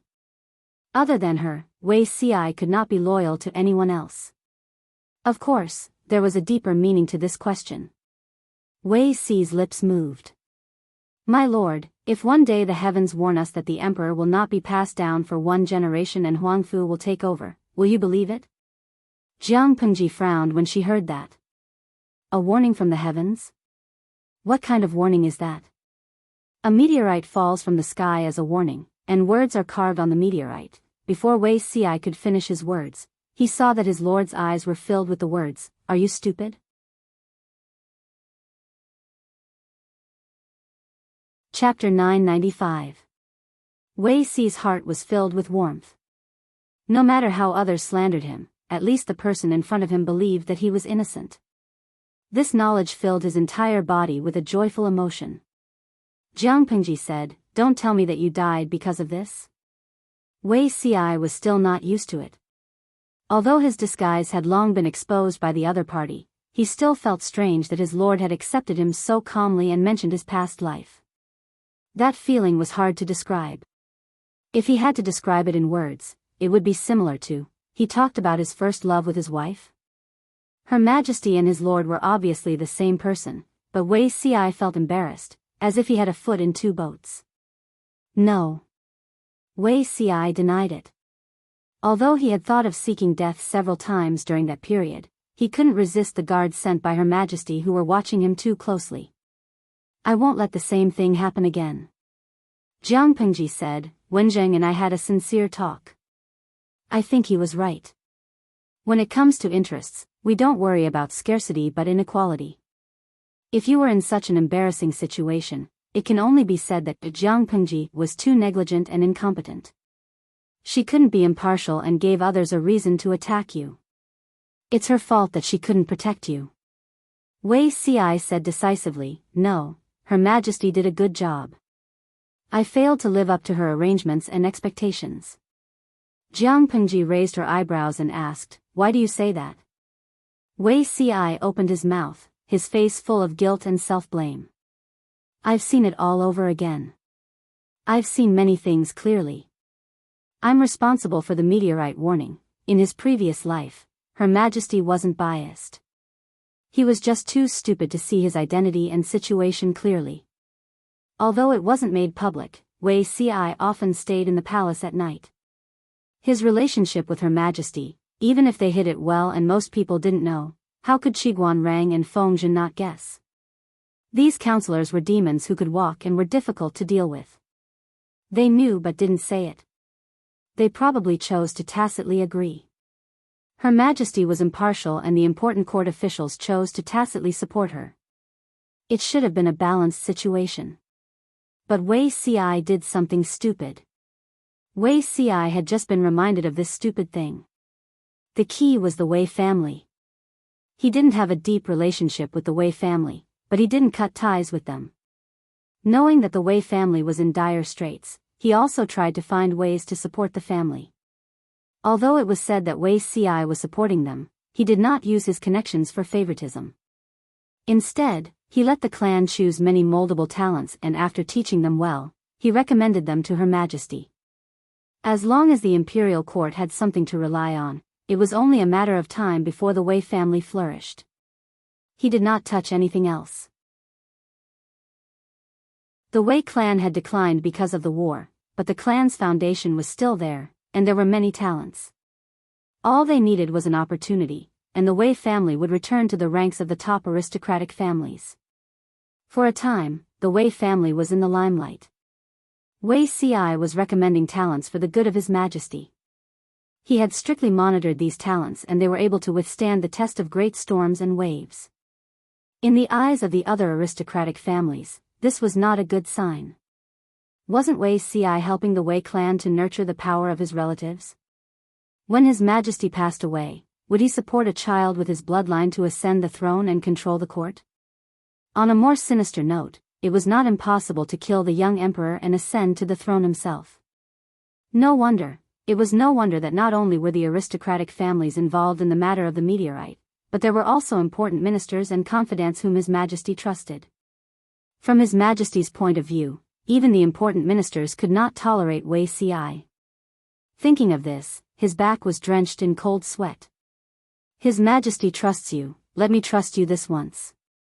Wei Zixiao, control your hand. Don't extend it too far.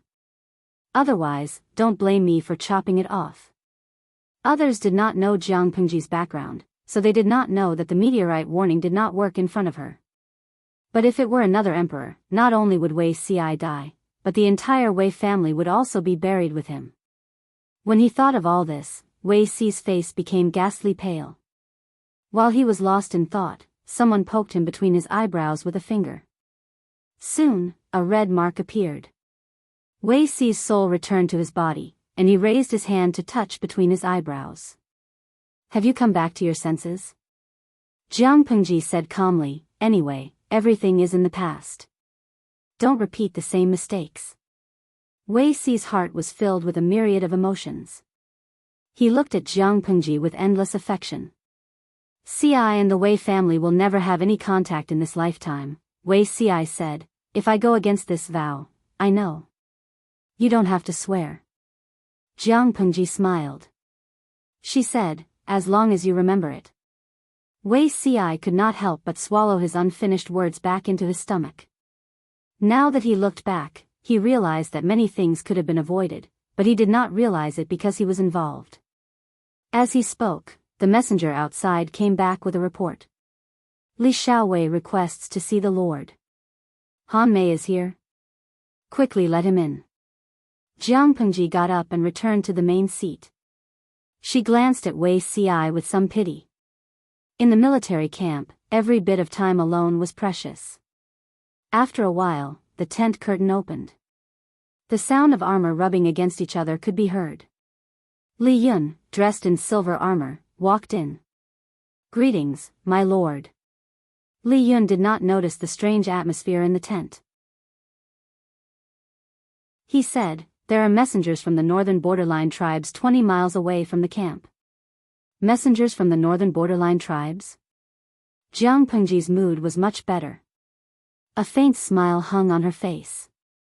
Could it be that they are here to surrender? Li Yun praised, my lord's foresight is miraculous. They are indeed here to surrender.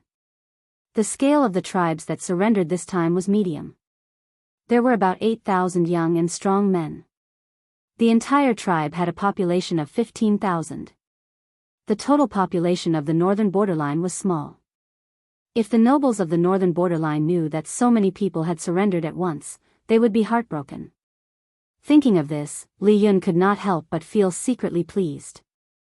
Jiang Pengji frowned. She did not respond immediately. Instead, she said to Wei Ci, Zixiao, she called out.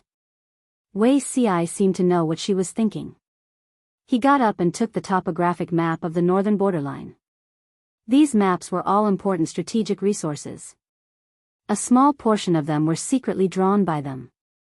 Most of them were plundered from the territories of the tribes that had contributed. Jiang Pengji opened a piece of parchment and carefully read the contents. Zixiao, something is not right. Jiang Pengji said, I can't tell what is wrong at the moment. Rather than saying that she had discovered something, it was better to say that her war instincts told her that things were not that simple. Did my lord discover anything? Jiang Pengji said, I'm not sure. Han Mei, go and settle those people down. I will personally meet their messengers. Li Yun received the order and left. Jiang Pengji looked at the parchment. Her eyes flickered slightly. After 2 hours, Li Yun brought the tribe's messengers to see Jiang Pengji. When the tribal chief appeared in the military tent, Jiang Pengji's gaze sized him up from head to toe.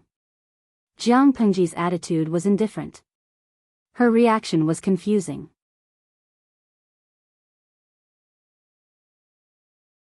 Chapter 996. If he led his people to surrender to the enemy, how would he feel? Li Yun was confused by the question and blurted out, that's impossible. His lord always liked to ask him hypothetical questions. Was he that unlucky? If it really came to that, he'd rather die in battle than wag his tail and beg for mercy from the enemy. Jiang Pengji laughed involuntarily and said gently, I'm just saying hypothetically. If it's true, how would you feel? Unwillingness, hatred, fear, but having no choice but to bear with it. Being subservient to the enemy and carefully trying to please them? Li Yun lowered his head and pondered, making guesses in a daze. Although he didn't have such experience, he could understand a little by simulating the situation. Jiang Pengji asked again, Han Mei is right, but think about it carefully. What was the reaction of the messenger and his followers? Li Yun said in surprise, reaction? Wasn't that a normal reaction? How was it normal? Jiang Pengji's eyes turned cold. She sneered and said, if he led his people to surrender to the enemy, and the enemy killed nearly 200,000 of his people, this hatred could be described as a blood feud. Even if he had to lower his head in order to survive, he wouldn't feel a sense of belonging and approval in his heart. But that person was different, his reaction and that of his followers were very interesting. Li Yun wanted to scratch his ears and cheeks. He didn't see any difference at all. Jiang Pengji said, one of his followers was trembling with fear. On the way here, he was so distracted that he stepped into a rabbit pit and fell, so his trousers were dyed with a few strands of white fur. His boots, trousers, and sleeves all had traces of mud. Although it was a simple pat, it still left traces. After entering the main tent, that person kept his head lowered and his shoulders shrunk, but his hands were tightly clamped to the sides of his body. On one hand, he was afraid of my fierce reputation in the northern borderline. On the other hand, he hated me, but he couldn't make a move. The follower's reaction was more normal and within a reasonable range. This follower showed hatred, but the other followers were timid. The fear in their hearts was greater than the hatred. On the other hand, the tribal messenger's reaction could be said to be interesting. Before meeting me, he ate roasted lamb, drank horse milk wine, and slept with beautiful women, so the smell on his body was a little strong. From this, it could be seen that the other party was in a rather relaxed mood. His attitude was very calm, and he did not have any of the emotions that Hami had mentioned. When he saw me, he seemed to be very respectful and fearful, but that kind of respect was too fake and perfunctory. No matter what, Jiang Pengji was someone who had climbed up from the bottom to the top. She was all too familiar with such perfunctory tactics. Li Yun hesitated for a moment, then said hesitantly, if it's just a perfunctory answer, it seems reasonable.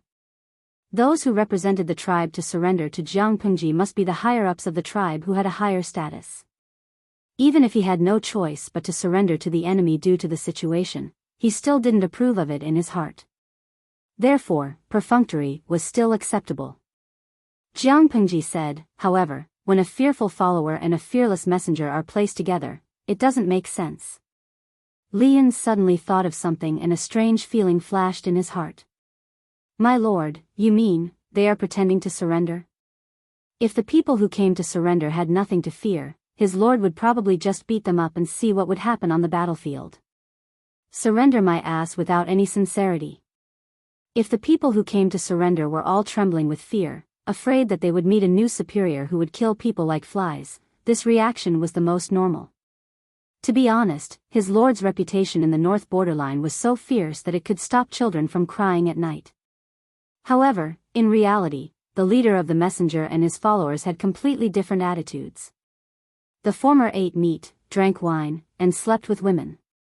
How was it a humiliating surrender? What did this mean? It meant that there was something fishy going on. No matter what it was, they couldn't let their guard down. In a place like the battlefield, pretending to surrender has been tried and tested many times. Why is it impossible? Jiang Pengji's eyes carried a hint of coldness. She said, but it's still too early to say this. First, send someone to secretly watch them. Once there's any abnormal movement, report back immediately. Don't alarm them. Li Yun accepted the order and retreated. Wei Ci, who was at the side, didn't leave. Instead, he looked at her with a strange gaze. Why are you looking at me like that? Jiang Pengji walked forward and sat beside him. Can you see anything after looking at me for so long? Wei Si smiled. Nothing, I just suddenly thought of something. Jiang Pengji raised her eyebrows and chuckled. What's so fascinating about it? Ever since I met you, my lord, no one has been able to hide anything from you. Whether it was a fake surrender or other deceptive means, in Wei Si's memory, it seemed that no one could hide anything from her. Was it because she was too vigilant, or had she never trusted anyone from the bottom of her heart? He was so worried about gains and losses in his previous life. Other than having a sensitive and thoughtful personality, another important reason was that he didn't feel much trust from Her Majesty. That feeling was hard to describe, but he really felt that there was an insurmountable gap between him and Her Majesty. If people in his previous life knew about this, they would definitely say that he was talking nonsense. How could Her Majesty be suspicious? If Her Majesty was suspicious, how could she tolerate Wei Si? When a meteorite fell from the sky, which person in power wouldn't have the intention to kill? Her Majesty chose to go easy and did not pursue Wei Si's family. Could this be called suspicious? Wei Si didn't agree with this statement. Being suspicious was not the same as not trusting. Her Majesty wasn't a suspicious person, but she really didn't trust anyone. In the past, he would rather keep this to himself than say it out loud, but now he wanted to clarify things. Jiang Pengji said narcissistically, "That's because I'm wise and powerful. Any deception is futile in my eyes." Wei Si asked in return, "My lord, do you really think so?" "In my opinion, I'm afraid that my lord doesn't trust anyone." "Zixiao, what's wrong with you?" Jiang Pengji said, "Even if I don't trust others, it's impossible for me to not trust Zixiao." Wei Si pursed his lips and said, "If that's the case, why did my lord even?" Jiang Pengji's expression froze. "Even what?" Wei Si hesitated for a while and wrote a word on her palm with his finger. He lowered his voice and said, "You don't even trust this person. If even that person wasn't worthy of his lord's trust, Wei Si didn't know who else in this world was qualified to do so." "Zixiao, I'm very happy that you were able to get the answer," Jiang Pengji said. Jiang Pengji said, "I know where you come from. Based on your intelligence, you probably suspect my identity. Why don't I trust people? It's only because they aren't worthy of my trust. Do you understand?" Because she knew the truth and saw through it, any obstacles were useless in front of her. Wei Si looked at Jiang Pengji with a complicated gaze. It was a little unfamiliar, but more of a bone-deep familiarity.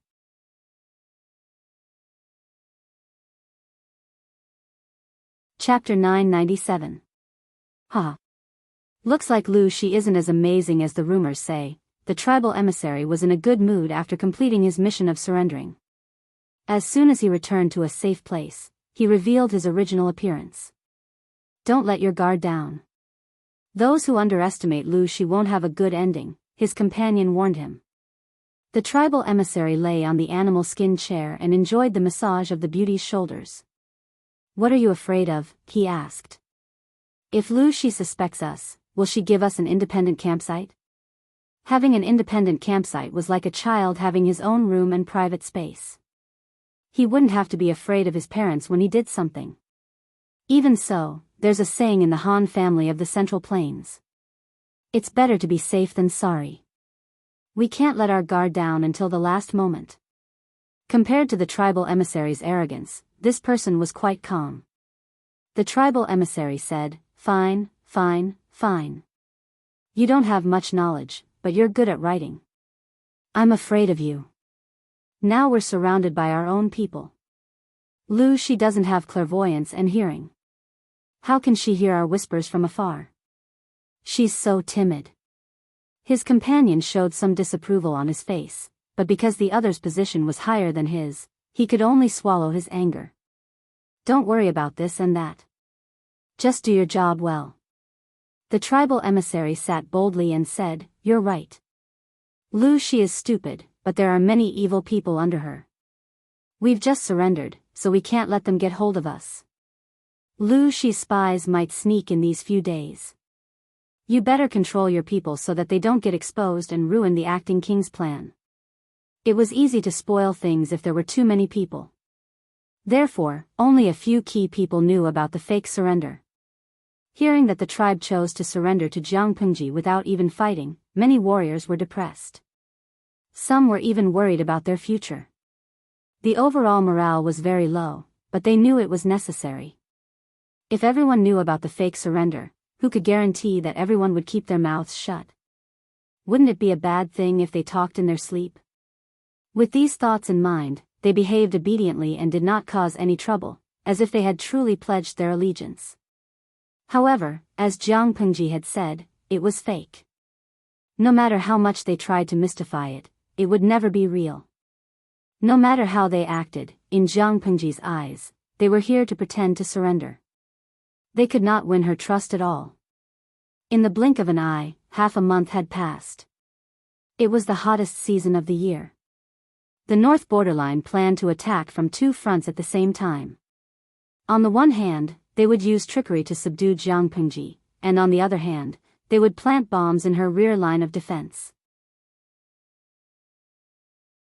The fake surrender had been arranged, and the defense of the rear had also been put on the agenda. Lu Zhao had been a little worried recently. He wished that he could go out for cockfights and walks every day. He didn't want to go home either. Aunt Dai, elder sister, is still fighting at the front lines. My marriage is not urgent. Lu Zhao sneakily climbed over the wall to get home. Standing under the wall was a familiar figure. He was so scared that his legs turned to jelly and he almost fell. No rush? Aunt Dai looked him up and down and pretended to be angry. At your age, you should be engaged. Why are you not in a hurry? A few months ago, Aunt Dai had brought her servants and rushed to Chongzhou with only one goal: to get engaged to Lu Zhao. When he was young, his legal wife and official mother were bedridden. Aunt Dai was in charge of the household. Fortunately, Aunt Dai did not purposely torment the sons and daughters of the concubines in the backyard, so Lu Zhao could live a comfortable life. Although Aunt Dai was arrogant and treated people coldly, Lu Zhao admired her when he thought about the situation of other sons of the concubines. It was one thing to be admired and respected, but it was another thing to be forced to get engaged. Aunt, I'm still young. I haven't had enough fun. Lu Zhao was not against getting engaged, but he did not want to get engaged at this juncture. Before he could finish speaking, Concubine Dai looked at him with a cold and sinister look. Lu Zhao felt a chill down his spine. He forgot what he was going to say. Haven't had enough fun? You can still have fun if you're engaged. You're all grown up. You can't be willful. Aunt Dai said. Lu Zhao. Before she finished speaking, a familiar voice came from behind. The child is still young. Why are you forcing him? Lu Shi was dressed casually. He looked like he was taking a stroll after a meal. He walked forward and looked at his concubine and son of the concubine. He said coldly, if Zhao is useless, then so be it. I can't count on him. Lu Zhao and Aunt Dai's expressions changed, but their expressions were slightly different. The former was slightly hurt, while the latter seemed to be enduring something. After a while, Aunt Dai said in a tone that left no room for negotiation, what if I insist on forcing him? Cousin, are you going to stop me? Lu Shi glanced at Lu Zhao and sighed. The older you get, the more your temperament, more what? Aunt Dai raised her eyebrows. Her face was filled with genuine anger. I said I want Lu Zhao to get engaged as soon as possible. Lu Shi's gaze froze. He met Aunt Dai's eyes. In the end, he was defeated. Okay, I'll let you decide. Zhao, don't disobey your stepmother. Aunt Dai's face twitched when she heard Lu Shi's words. Stepmother? Even after so many years, she still couldn't get used to being called that. Lu Shi left. Lu Zhao couldn't resist Aunt Dai's thick thighs. He could only accept his fate and submit to reality. Choose which one you want. Aunt Dai sat in front of Lu Zhao. The table was filled with information about various young girls. Lu Zhao's face was bitter. He looked at Aunt Dai's burning gaze and chose. Do you think I'm trying to harm you? Lu Zhao shook his head. I wouldn't dare. That's good. Anyone would harm you, but I wouldn't. Aunt Dai seemed to remember something. A trace of reminiscence flashed in her eyes, but she didn't indulge in it. She quickly came back to her senses.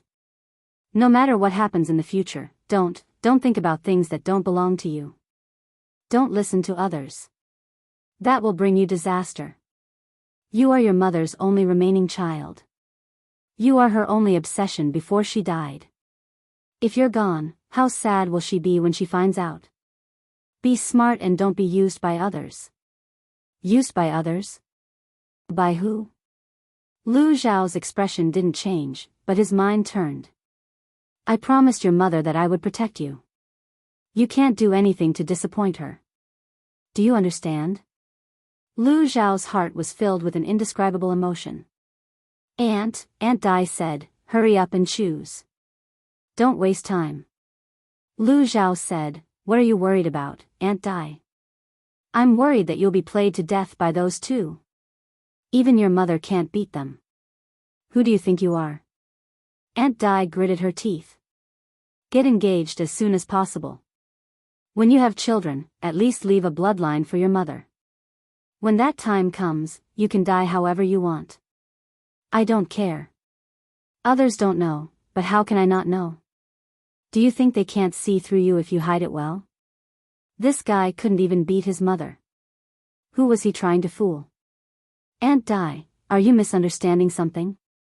Lu Zhao asked her in a low voice.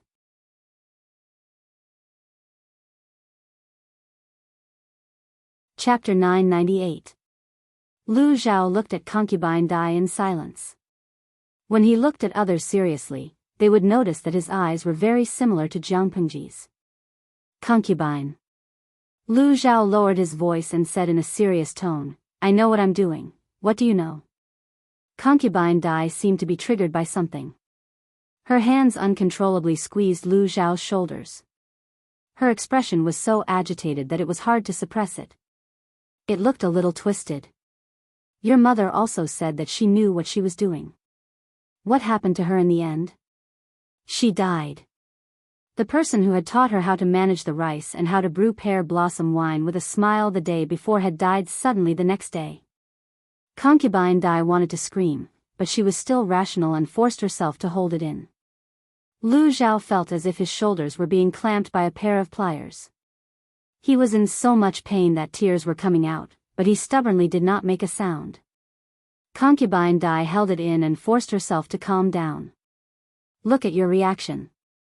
You must have found out the truth from some channel, right? Lu Zhao hesitated and nodded after a while.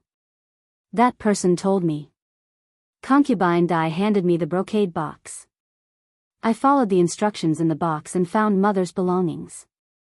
I also found Mother's handwriting among her belongings. Before Lu Zhao came to Chongzhou, concubine Dai, who usually ignored people, visited him in the middle of the night. It almost scared him to the point of wetting his pants. She did not say anything unnecessary.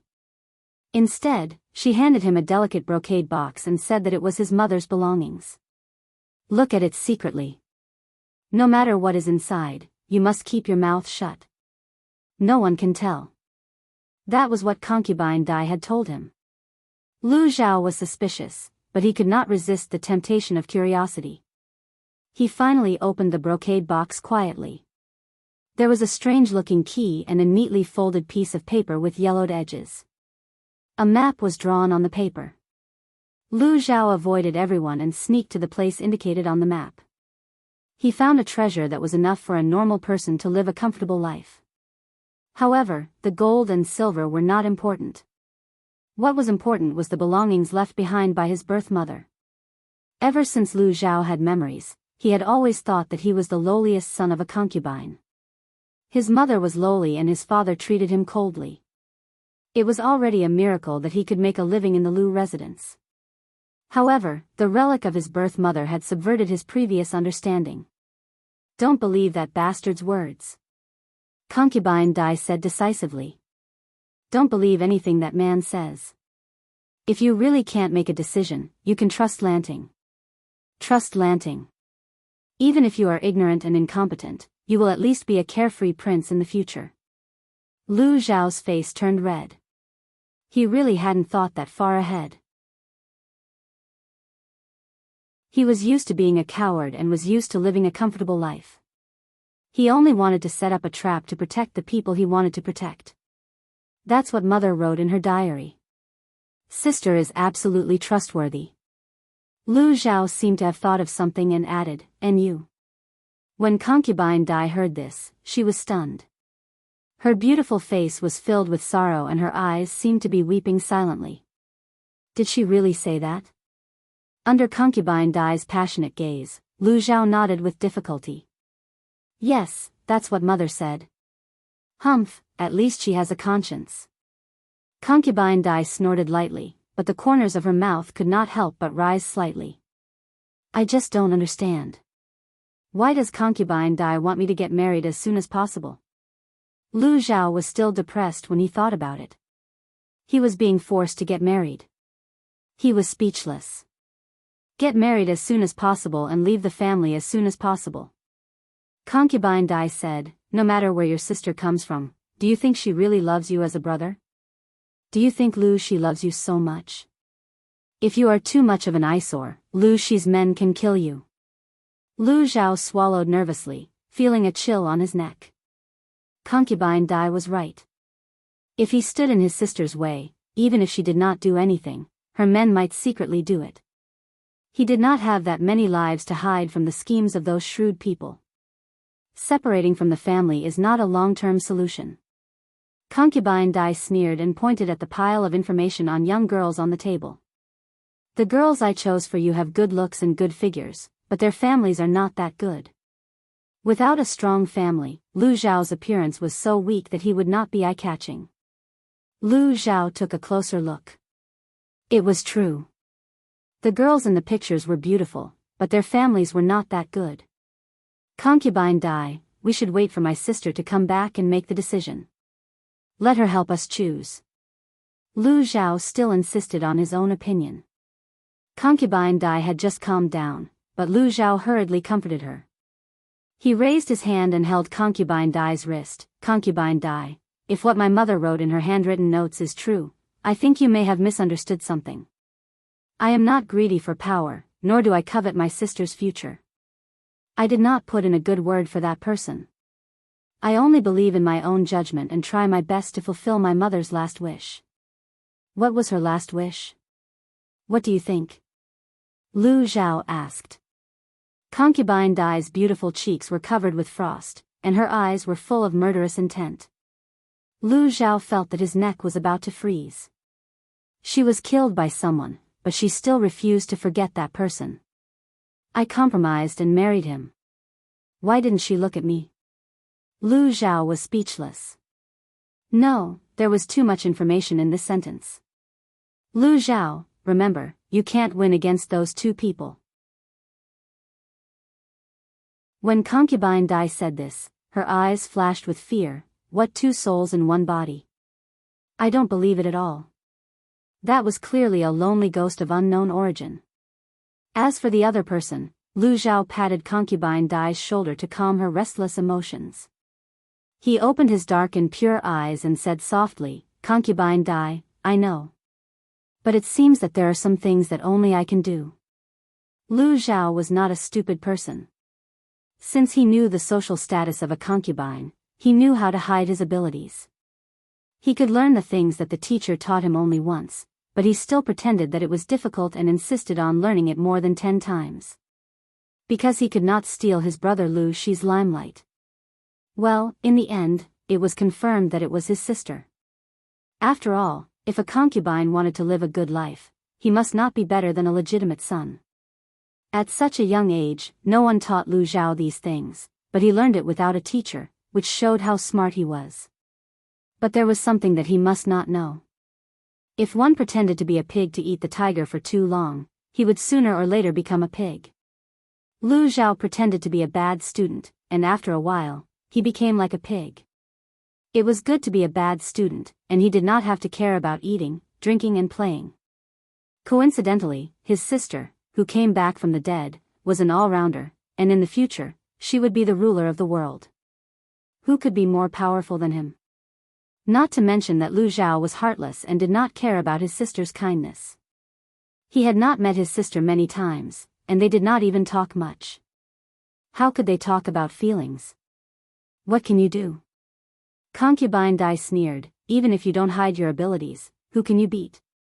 Lu Zhao, he could not beat anyone, so there was no need to remind him of such a sad reality again and again. No, Concubine Dai, Lu Zhao looked around and waved at her. The two whispered, I suspect that person is fake. Fake? Concubine Dai opened her eyes wide in shock.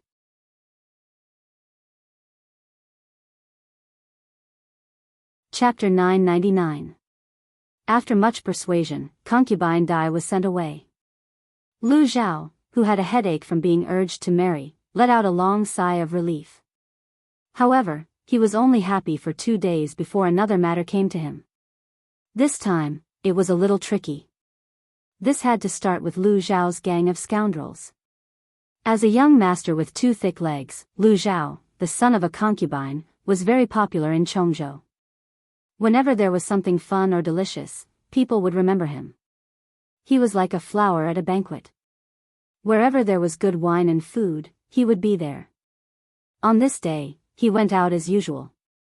The person who sent the invitation was a member of an aristocratic family in Jianghu. It was from his sister's faction. Lu Zhao naturally had to give face. Not only did he have to go, he had to dress up before going. He was dressed neatly from head to toe. Jade pendants hung from his waist. Silk and satin were fragrant. He took his favorite fan and wore an exquisite jade crown. Like a butterfly, he flew out. Just as he arrived, Lu Zhao was surrounded by people. Now, the playboys of Jianghu followed his lead. So what if he was a son of a concubine?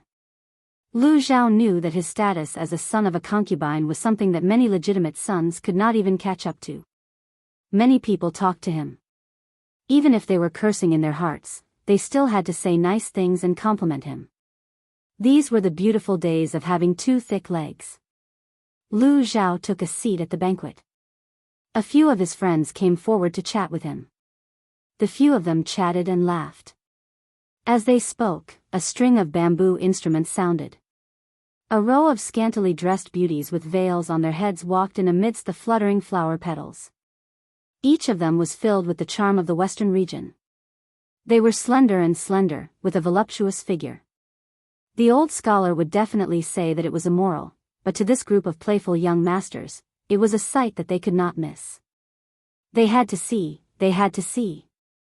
The gang of scoundrels smiled and suggested, Brother Zhao, if you like, I will send one to your room. Lu Zhao's infatuated gaze regained clarity. He said indecently, that won't do. My father and sister are watching me closely. I can't mess around with women at such a young age. If I accidentally leak my young energy on a woman, they will beat me to death. My life is more important. I can't repay a beauty's kindness. The gang of scoundrels laughed and did not speak. Everyone continued to eat, drink, and have fun. Lu Zhao also drank a lot of sake. With the help of a maid, he went to the wing room where he often rested. As soon as he laid down, his hand felt a warm and delicate skin. He was so shocked that he was sober. He rolled over and lifted the quilt. It would have been better if he hadn't opened it, but once he did, his expression changed. He saw a naked woman lying on the bed. Her honey-colored skin was smooth and supple. Even though it was just a glance, Zhang Xian could tell how good the other party's figure was. The areas that should be plump were not reduced at all, and the areas that should be thin did not have any excess fat. That soft waist was thin and flat. Do not look at indecent things. Don't look. Lu Zhao covered his eyes with one hand and waved the other at the woman. Get out of here. Who allowed you to lie here? Put on your clothes and leave this place as soon as possible. Old witch, do you want to eat the cradle? Lu Zhao was 4 years younger than Jiang Pengji. He was only 15 or 16 years old. He was still young and wanted to develop quietly. He was determined not to act recklessly. The woman was about to strike a seductive pose, but when she heard Lu Zhao's words, her pretty face darkened. She got up from the bed. Lu Zhao secretly heaved a sigh of relief. However, before he could completely relax, an unfamiliar warmth wrapped around him like a water snake and coiled around his neck. The fragrance from the woman's body rushed to his nose. Lu Zhao was so shocked that he raised his hand and pushed her away. Don't you have any shame? Lu Zhao said, I asked you to leave, so leave. Lu Zhao did not show it on his face, but he was suspicious in his heart. He understood his gang of scoundrels. Those people would not go against his wishes. Unless, Lu Zhao's heart turned cold, but he did not show it on his face. The naked woman laughed coquettishly and tried to move forward. Lu Zhao dodged twice and was shamefully pressed down on the bed by the woman. When it was time to use books, one would regret not having enough. One would not know the difficulties without experiencing it. Nonsense. What's the use of reading? If he had learned more riding and archery and trained his body, he would not have been unable to free himself from a woman. Slow down. Don't take off my clothes. Are you a woman? Lu Zhao struggled desperately. The woman laughed. Are you a man? If other people had such a beautiful woman throwing herself at them, they would have been entangled with her. Why did this guy look like he was about to cry? She was stunned for a moment. Lu Zhao immediately found an opportunity to push her away and yelled outside. Help! Someone is molesting me. His cry for help was useful. Finally, someone heard the commotion and rushed in to rescue Lu Zhao, who was in a sorry state. Everyone was speechless. Who was molesting who? Lu Zhao's cowardly look made everyone speechless. How could he not take advantage of a woman who was sent to his door? Could it be that Lu Zhao's upbringing was really so strict that Lu Shi and Lu Shi both restrained him so that he could maintain his chastity? Lu Zhao secretly heaved a sigh of relief. How could a beauty's kindness be so easy to bear? Investigate. Find out who sent this woman. Lu Zhao's face was red with anger. His hands trembled as he tidied up his clothes. It was obvious that he was really angry. Everyone looked at each other in disinterest. He was only sleeping with a woman, but he made it sound like he was being slept with. He hadn't even slept with her yet. Lu Zhao didn't care. The woman was detained for questioning. His followers had already begun to investigate. The final result made Lu Zhao's heart turn cold. On the surface, the woman was a dancer kept by the aristocrats of Chongzhou. To put it nicely, she was a dancer. To put it bluntly, she was a tool for sexual intercourse. When he had nothing to do, he would dance for his master and warm his bed for his master. After a deeper investigation, the woman's background made Lu Zhao wary. This woman was originally kept by the aristocrats of Chongzhou. Unfortunately, that aristocrat was a chicken that was killed by his sister as a warning to others. Excluding this layer of relationship, the woman also had connections with the north borderline. He had to be wary of this. Lu Zhao was deep in thought. The gang of scoundrels beside him said, Brother Zhao, it's just a woman. It's not necessary. Lu Zhao said, why not? There's something wrong with this woman's identity. The gang of scoundrels jumped in shock. Is there a problem? I bought it especially for you. He had wanted to use it to please Lu Zhao.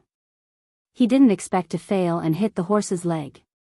If he had known that Lu Zhao didn't like women, he would have looked for a man. Lu Zhao came happily and left angrily. Before he left, he even took the woman with him. Tell me. Who sent you? Lu Zhao asked. The woman blinked and asked flirtatiously, didn't I ask just now? Tell me the truth. Do you think you can hide this from me? Lu Zhao thought of the scene in the room. He was so angry that his liver trembled. He was a man, but he was almost raped by a woman on the spot. Which dancer has such great strength and learned such profound martial arts? If not, he wouldn't have to beg for help.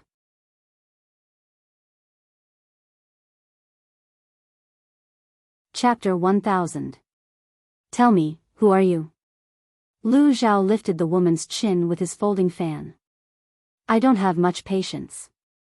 If you don't tell me the truth, I have many ways to make you talk. Do you really think that I, Lu Zhao, am too weak to touch a woman? Because Lu Zhao used a bit too much force, a red mark was left on the woman's chin. She didn't get angry. She looked around and rolled her eyes. Even though she was a prisoner, she still winked at Lu Zhao. Do you really want to know? The woman smiled. It seems that Lu Sanlang isn't as ignorant and incompetent as the rumors say. At this point, a hint of surprise and undisguised admiration flashed through the woman's eyes. If you dare to talk, I dare to listen. Lu Zhao was secretly scared. He raised his hand and put away his precious folding fan. In his mind, he wanted to go back and have his servants clean it to prevent it from getting dirty. The woman smiled. I suddenly don't want to talk anymore. I want to see what means you can use to make me talk. Although she was tied up, she was very close to Lu Zhao. Her body softened and she fell into his arms. Her elbows, which were tied behind her back, slightly bent and rubbed against Lu Zhao's chest. Then, she coquettishly said. Like a weak water snake, she twisted closer and rubbed against a certain bulge. Lu Zhao didn't react at first. He thought that the woman was going to kill him.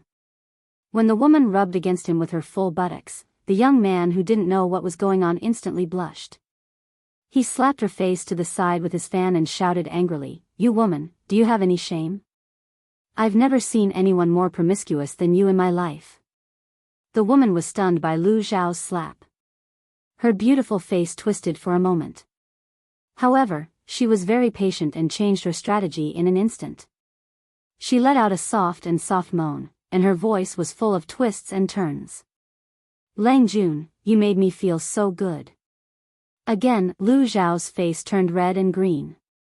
The woman's shamelessness was far beyond his imagination. Do you really think that I don't hit women? Lu Zhao saw that the other party was wriggling towards him and quickly lifted his leg to kick him away. He dodged and said, If you continue like this, I'll immediately send someone to tie you up and send you to my sister. I can even use you to reward the soldiers. The woman's face changed when she heard this. The smile on her face disappeared. Lu Sanlang, you're such a coward. The woman struggled to sit up. Most of the thin clothes she was wrapped in had fallen off due to the struggle just now, revealing a large area of her white flesh. She didn't mind her appearance and instead looked at Lu Zhao with a sneer. Lu, she is just a woman. In the end, she will still have to marry. The Lu family business will be inherited by you in the end. Are you willing to submit to others? He was bullied by a prostitute outside, and this person actually wanted to pack up the trouble and let his elder sister deal with it. Could he be more useless? Lu Zhao found a safe distance to ensure that the other party wouldn't pounce on him. Only then did he slowly calm down. Why would I not? Lu Zhao squinted. His black eyes flashed with a hint of fierceness. The woman in front of him must have been ordered to instigate him and his sister. He thought for a moment and smiled. Do you know how much my monthly salary is? Do you know how much the brocade satin, the fragrant pouch, the agate bracelet, and all these miscellaneous things are worth? The woman was confused by Lu Zhao's unreasonable answer. The cheapest one. If you use your body to earn money, you can earn it for at least 3 to 5 years, right? Lu Zhao smiled wickedly. The woman's face suddenly turned pale. He continued, I don't need to do anything. As long as I live a simple life, my identity can bring me endless wealth and a superior status. Why should I give up a good life and be stupid enough to fight for power with my sister? The woman widened her eyes in shock. This was completely different from the script. It's not that I want to criticize you, but you think too highly of me. The only advantage I have over my sister is that I have more meat. Lu Zhao pointed at the spot a few inches below her navel with her slender fingers, which were obviously from a pampered lifestyle. That sister of mine, she's really ruthless when she wants to be ruthless. Believe me, if she really wants to cripple me, maybe I'll have to bear the pain of separating my flesh from me. Although Jiang Pengji didn't act too tough and ruthless in front of Lu Zhao, he wasn't stupid. How could he not guess?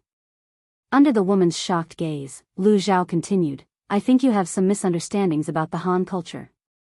There's nothing wrong with a man inheriting the family business, but it doesn't mean that a dominant daughter doesn't have the right to inherit. Have you heard of marrying into the family? Not to mention that I'm a bastard, even if I'm a legitimate son, it's easy for my sister to kill me quietly. No matter who the master behind you is, I can only say that his brain isn't good. Why don't you instigate my father to fight with my sister? Why don't you go to heaven? How much respect do you have for him to fight with a ruthless sister with his tonnage? The woman was stunned by Lu Zhao's words. She couldn't wrap her head around it for a while. Her face darkened. Are you really willing? Lu Zhao snorted. He said, I'm willing. I'm willing. She was afraid that he wouldn't even have the chance to be willing in the end.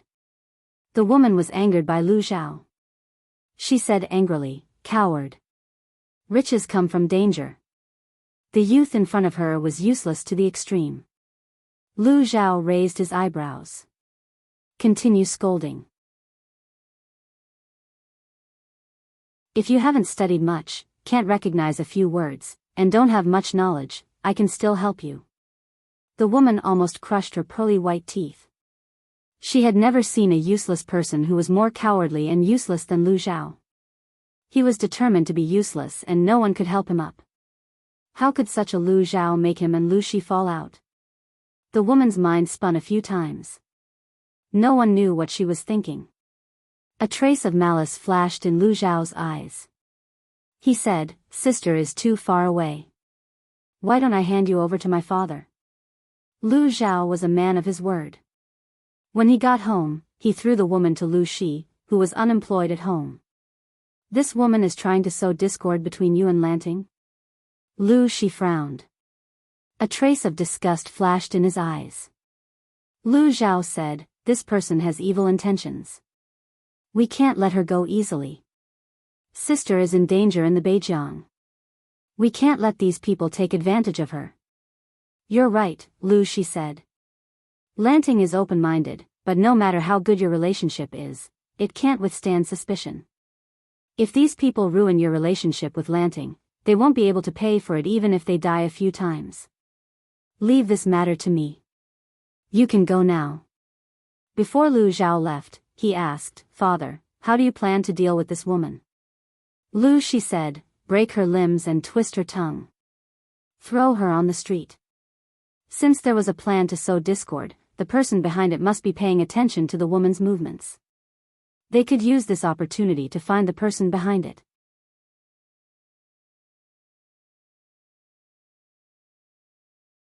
Chapter 1001. Watching Lu Zhao's figure disappear into the distance, Lu Shi let out a slight sigh. Lu Shi turned to look at the woman and saw her affectionate eyes. A wave of disgust surged in his heart. Someone, take her, Lu Shi frowned before he could finish his sentence. His body swayed and he had to support himself with one hand on the table to keep himself from falling. After a long while, Lu Shi's tightly furrowed brows relaxed slightly, but there was a hint of gloominess between his brows. The servant didn't hear the order, so he reminded him. Master? Lu Shi glanced at the woman with disgust and said coldly, skin her and throw her anywhere. The woman was so scared that she fell to the ground. He had only broken her limbs and twisted her tongue, but now he wanted to skin her alive? Lu Shi rubbed his eyebrows and put one hand behind his back. He was about to get up and go to the back hall. He suddenly thought of something and said, by the way, remember to dig her eyes out first. Dig her eyes out? The woman's eyes widened in fear. She struggled violently, but she was tied up. How could she break free? When Lu Zhao knew what would happen to the woman, he still shivered even though he was mentally prepared. I have to write a letter to my sister and explain what happened. Lu Zhao was so scared that his hand was shaking. He felt like he was the most normal person in the family. His father looked gentle but he was ruthless. His sister looked bright but she killed people like flies. He was the only one who was terrified. Concubine Dai came to see him. She sneered at his reaction. Now you know how to be afraid? If he followed her plan, Lu Zhao could find an excuse to leave the family. He didn't need to be afraid. How could a mortal like him interfere in a fight between gods? Lu Zhao smiled bitterly. I'm afraid, but there are some things I have to do. He mailed the letter he had written. Lu Zhao would rather be an ordinary son of a concubine. It was better to eat and drink and wait for death than to live in fear. Before his letter reached Jianghu, the war in the northern borderline had completely tilted in her favor. After the Battle of Yishui, the northern borderline faced another huge defeat. This failure started from the overly optimistic layout of the northern borderline. Jianghu sent people to keep a close eye on the newly surrendered tribes. As expected, she found many strange things. She could basically confirm that they had pretended to surrender. When Lian found out the truth, he clenched his fists in anger and took the initiative to volunteer. If he didn't beat up these sons of bitches so badly that even their grandmother wouldn't recognize them, he, Li Yun, would write his name backwards. Fu Wang was rather tempted. He had been holding back a little too much recently. As a general, if he couldn't wantonly fight and kill, how would he be any different from a salted fish that had lost his dreams? Looking around, he saw that the military advisors were calm and collected, so Fu Wang chose to endure and not make a move. It was the job of the strategists to come up with strategies. Even without his request, these black-hearted fellows would not let the enemy have an easy time. Do you have any countermeasures? Jiang Pengji asked Feng Zhen and the others for their opinions. Qiguan Rang suggested, why don't we beat him at his own game? In this situation, it was a good idea to beat them at their own game. The enemy was full of joy when they came to launch a sneak attack, but instead fell into their trap. How wonderful! Feng Zhen frowned and said disapprovingly, if they choose to attack at night, it would be a good idea to beat them at their own game. We can set up an ambush in advance. But what if they choose to daydream? When we were fighting with the northern borderline army, they suddenly stabbed us in the back. The situation was already chaotic. The northern border's cowards who pretended to surrender rose up from the rear. Our main force could not take care of both the front and the rear. Zishi's worries are not without reason. Qiguan Rang thought for a moment and said, the north borderline has launched several night raids, but they have not been able to gain any advantage over our army. Instead, they have been defeated time and time again. After learning these lessons, they will be more careful when they want to launch a night attack. They won't dare to try it easily. If that was the case, they would have to be careful. If they were careless and failed miserably in an easy task, the drop in morale was secondary. What they were afraid of was a counterattack from the northern borderline. If they succeeded in their counterattack, their efforts in the first half of the year would be for naught. When dealing with tough bones like the northern borderline, if they were not crippled in one go, they would not truly be docile. Sun Wen lowered his eyes. He seemed to have thought of something and his lips curled into a cold smile. My lord, I have a plan that can ensure our safety. Jiang Pengji said, tell me in detail.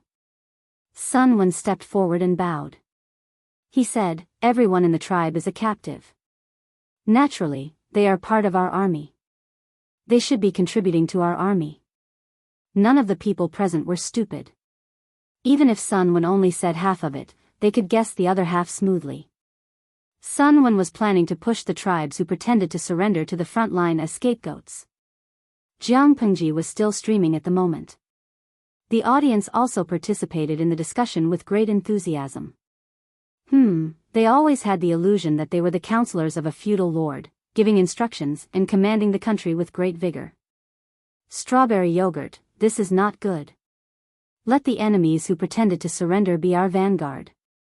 It will be more convenient for them to steal military secrets. Ming Tian Liugang, Sun Wan is a ruthless person. With a few words, he can make his enemies kill each other. We can't afford to offend him. Aloe flavor yogurt, if we let the enemy be the vanguard, our troop movements will be under the enemy's nose. Lo Siji Lianmeng, you can't say that. In ancient society, the transmission of information is very slow, and there is a strong lag. Letting the tribes who pretended to surrender be the vanguard will indeed expose our military movements, but we can use them to send the wrong message to the enemy. Who said that war was as simple as killing people? There were many twists and turns in it, and the complexity was more complicated than the fights in the palace. Since ancient times, which famous general who could fight a war was a fool? There were more and more holes in their minds. Sun Wen's intention was the same as the audience, Lao Siji Lianmeng, to deliberately mislead the enemy with false information. This is a good plan. If it is used properly, we can turn the tables and let the north borderline be led by the nose by us. Jiang Pengji's knitted brows relaxed slightly, and her mood improved a little. However, how to mislead the enemy and how to set up a trap for the enemies who pretended to surrender and their own people to fight each other was still something they needed to discuss slowly. The military meeting went on for more than 2 hours. Until every detail was considered, Jiang Pengji let everyone disperse. At the same time, the north borderline was also having an intense discussion. However, they were not discussing the battle plan and details. They were simply arguing about who should get the honors. They did not hear wrongly. They were competing for a good opportunity to render meritorious service. The third prince listened to the whole process quietly. He was so angry that his heart, liver, spleen, lungs, and kidneys were hurting. The war had not started yet, and these idiots already thought that they had a chance to win. It was as if they could send a pig to hold the line and win for sure. Who gave them this courage? Even if his teacher was still alive, he did not dare to say that his plan would definitely achieve the desired results. I don't want to listen anymore. If I continue to listen, I will die of anger. The third prince casually found an excuse to leave the big tent. His brothers were still immersed in the imagination of the future. The first prince followed him out. Why? You have no confidence in them?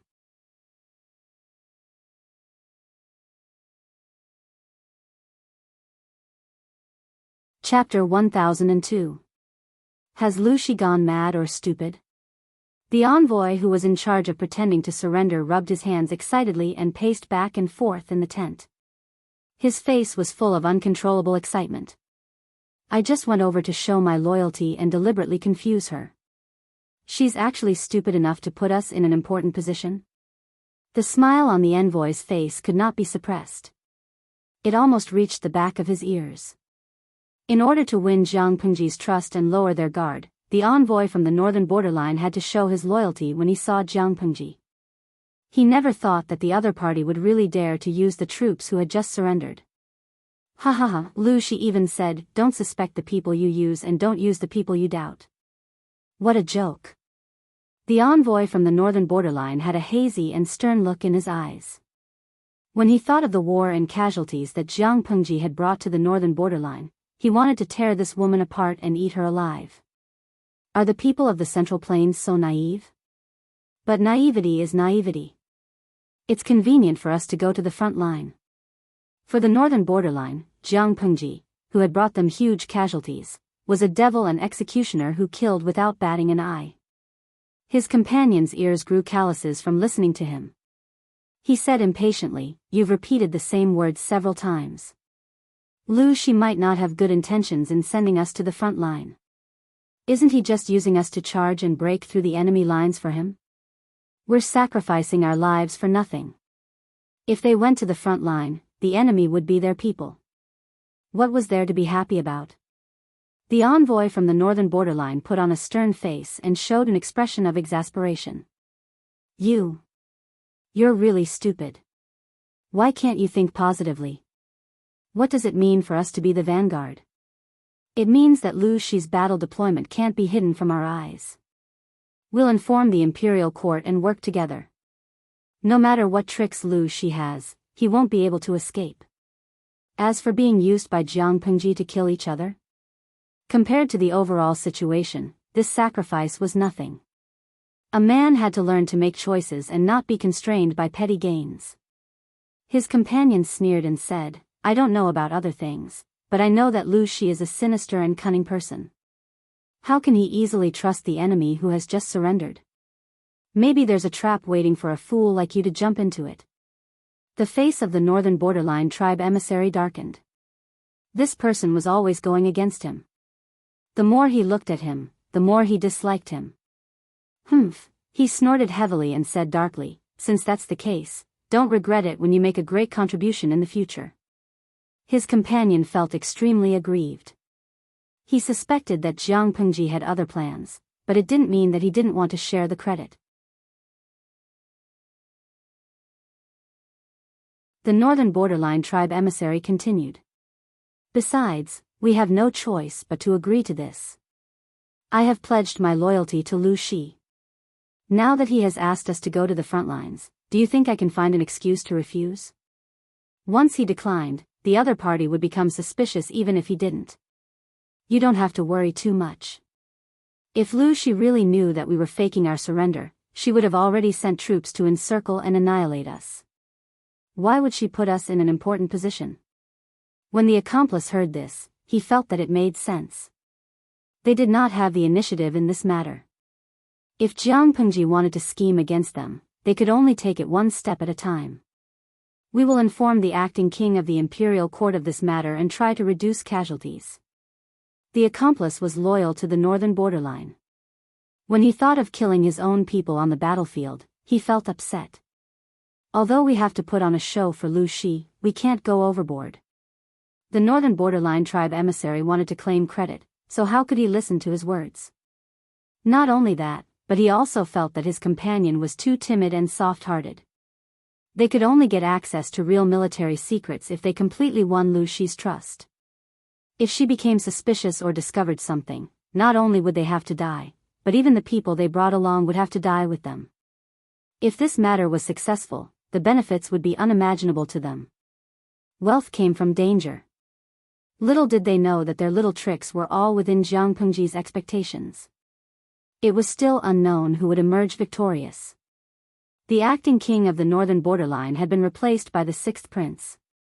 When he saw the secret report that the northern borderline tribe emissary secretly passed to him, he was so happy that he slapped the table and stood up. The heavens want our northern borderline to prosper. The sixth prince was overjoyed.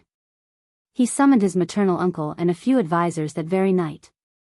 He knew that it was not good to rely too much on the power of the external relatives, but that was his biological uncle. If he could not even trust them, who else in the world was worthy of his trust? The sixth prince's uncle read the secret report. His eagle-like eyes darted around and he asked, Acting King, is this true?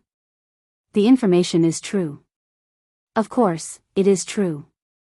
The first uncle asked in a low voice, has the acting king thought about who to send to put on this show? The sixth prince was stunned for a moment. He said, I haven't thought about it yet. The maternal uncle smiled sinisterly and said meaningfully, why don't the acting king take this opportunity to clean up the mess? The sixth prince's eyes darkened. He understood what his maternal uncle was hinting at. This was indeed a good opportunity to eradicate dissidents.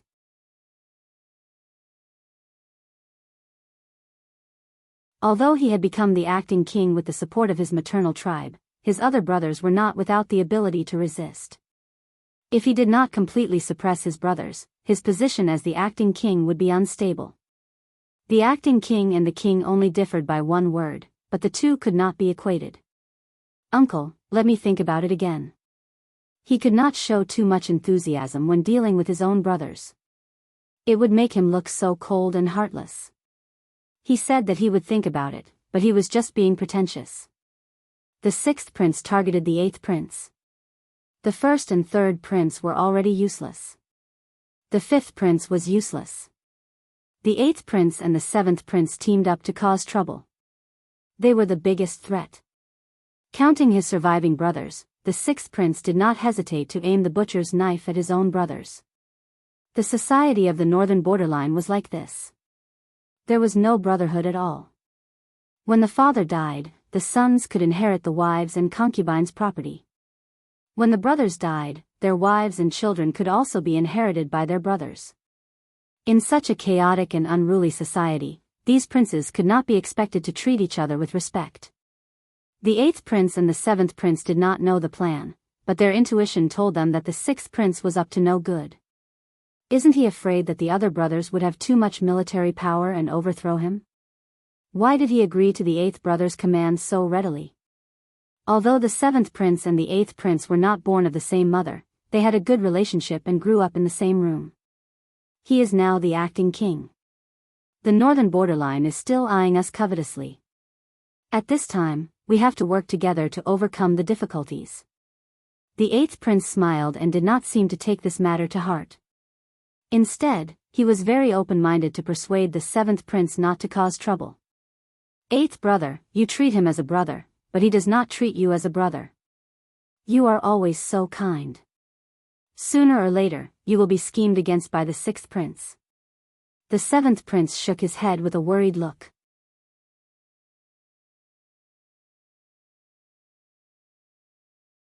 Chapter 1003. The flags were like clouds, and the drums were like thunder. The strength of the northern borderline was greatly damaged, but a starving camel was still bigger than a horse. Their foundation was still there, and they could still muster up tens of thousands of troops. The two armies faced each other, and the atmosphere was extremely heavy. Jianghu rode on a warhorse, wearing armor. She held a broad-backed long sword in her right hand, and looked like she was ready to strike. Lord, it looks like the northern borderline has indeed been damaged. Fengzhen rode beside Jianghu. He used his right hand to shield his forehead from the sun, avoiding the overly hot light. The two armies were far apart, and they maintained a safe distance to prevent the enemy from charging without saying a word and catching them off guard. Fengzhen squinted with difficulty, trying to discern the structure of the enemy's troops. Because of the outdated lighting equipment, most people in the ancient times were short-sighted, especially scholars. Fengzhen was no exception. Jianghu was different. Her eyesight was very good, and she could clearly see things far away. Although there aren't as many cavalry as we imagined, we can't underestimate them. Even if there were only 10% of the cavalry, it was still more than 10,000 cavalry. If they charged together, the impact would be huge. Jianghu tilted her head and glanced at Fengzhen, whose clothes were puffed up by the wind. She said angrily, Zisher should stay at the back to hold the line. I can't take care of you here. If you get hurt or captured, no one will feel sorry for you. Fengzhen only knew some martial arts. Calling him a weakling was already a compliment, and he still wanted to run to the front line to face the cavalry charge of the northern borderline? She was cold and heartless, and the live stream viewers felt sorry for him every day. Gaime, streamer, I think Feng Tian really loves you. You criticize him every day, but he doesn't leave you. Kong Dandan, that's impossible. Feng Tian only likes mature women with voluptuous breasts. Don't you think the streamer looks like a woman? Mei Yang, upstairs, you're making trouble. Although the streamer is quite manly, she has voluptuous breasts too. You're criticizing two people. The viewers on the red bullet screen laughed and laughed, but the viewers on the blue bullet screen didn't understand what they were so happy about. It couldn't be helped. They joined too late, so they didn't know that Fengzhen really loved the joke of an older sister disliking a lowly. Fengzhen didn't get angry even though he was rebuked. Instead, he thickened his skin and went along with the flow. He laughed and said, My lord, you're wrong. If something really happened to me, the children at home would definitely cry. How could you say that no one would feel sorry for them? Jianghu didn't have time to deal with Fengzhen. She looked straight ahead with a grave expression. If anyone could see it, they would realize that there was a huge screen floating in front of Jianghu. Under her control, the camera angle of the live stream room suddenly rose, turning into a bird's-eye view mode. In this mode, she could clearly see the general arrangement of the troops at the rear of the northern borderline. For Jianghu, this was probably the only benefit of watching the live stream, apart from understanding the situation and enjoying the show. At that moment, there was no advanced war equipment. Jiang Pengji had an advantage in the field of high altitude, which meant that she had a powerful trump card. Someone, hand this to General Fu. Jiang Pengji drew a simple picture of what she had memorized and sent it to Fu Wang. Although Jiang Pengji was the lord, the real commander-in-chief was someone else. As for her, how could one enjoy themselves on the battlefield without fighting? The sound of the drums was like thunder, resounding through the sky. The morale of the troops rose steadily.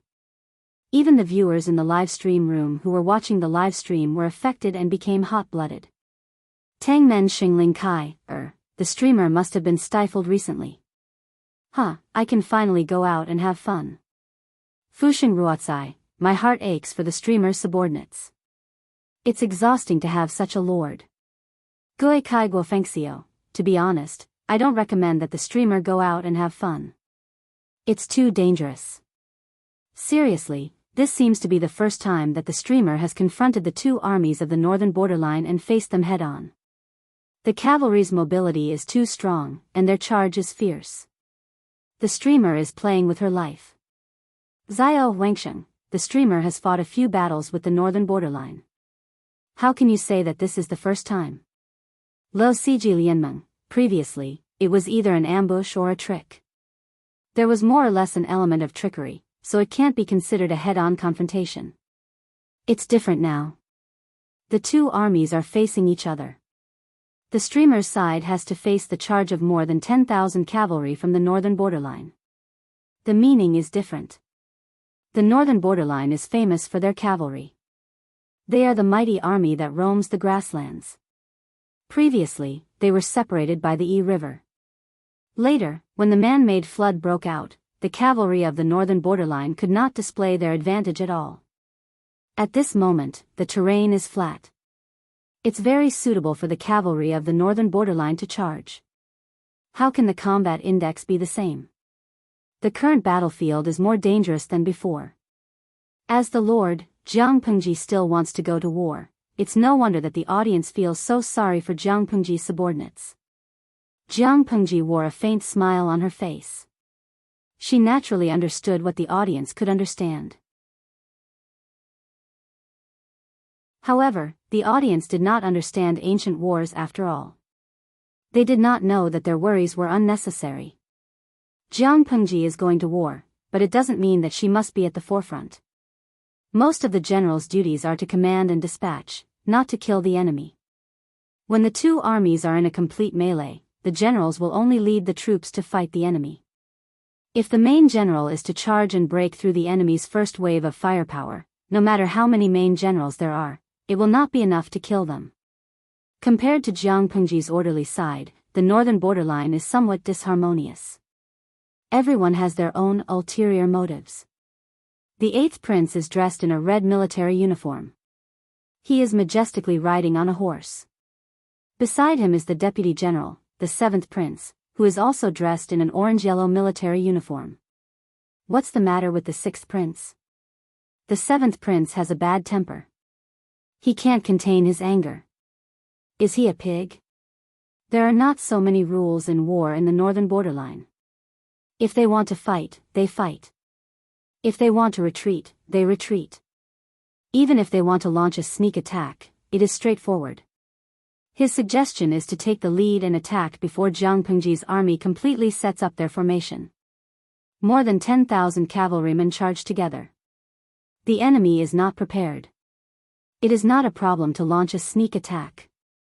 In the end, I don't know the 6th prince's temper. He insists on fighting with the other party. Fight my ass. The 8th prince has a faint smile on his face. However, those who are familiar with him know that his smile is slightly forced. In front of the two armies, at least leave the 6th prince some face.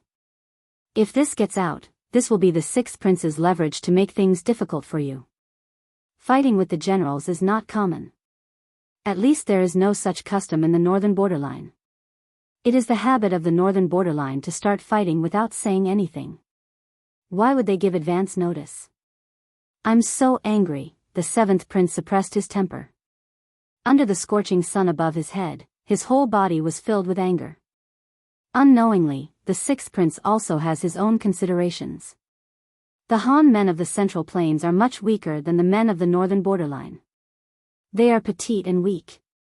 The men of the northern borderline grew up on horseback. Their horsemanship is superb. If they can regain their momentum in the general's battle, wouldn't it be wonderful? The sixth prince is right. The northern borderline's horse battle is indeed tyrannical. However, the premise of victory is that they do not encounter Jianghu. I don't kill nameless people. Tell me your name.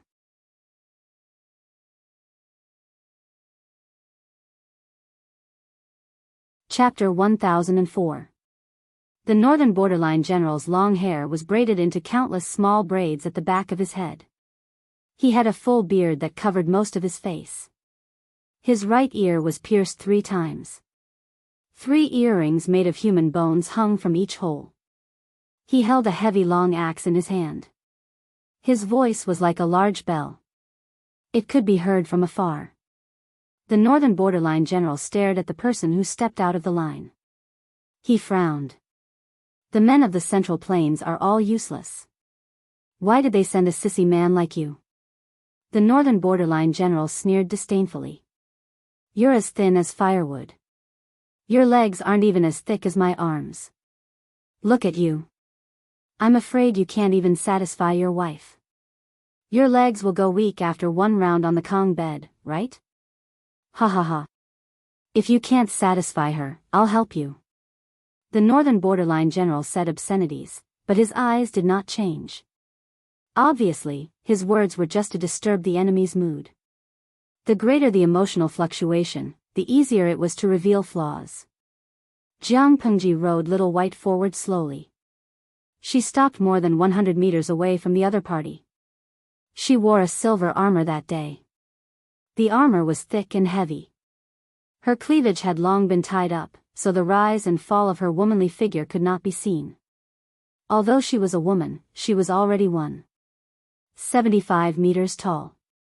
This height was enough to make her look superior to most men. Jianghu looked rather handsome and strong. The men of the Central Plains were fashionable with hairpin flowers and incense. She looked sissy. Comparing the two, Jianghu, a real woman, was more manly than many men. The people of the northern borderline had never seen her before. She also did not engrave her name on her face. Who would know that she was the leader of the 150,000 troops behind her? She was the real lord. Jianghu lowered her voice and said seriously, "What does it have to do with you whether I can satisfy a woman or not? I only want to satisfy the man at home. Look at how ugly you are. I'm afraid you're so ugly that you can't even find a wife. Why don't you consider finding a male partner? Anyway, with your appearance, having a child will be a scourge to future generations. It's better to have fun in time. At least you're not alone." Jianghu was really a man, driving a train in front of more than 300,000 people from the 2 armies. Because they were far away, the army behind them did not know what they said, but the audience in the streaming room knew. For a moment, the entire screen was filled with praises for Jianghu. Fix all high-definition loopholes, that's amazing.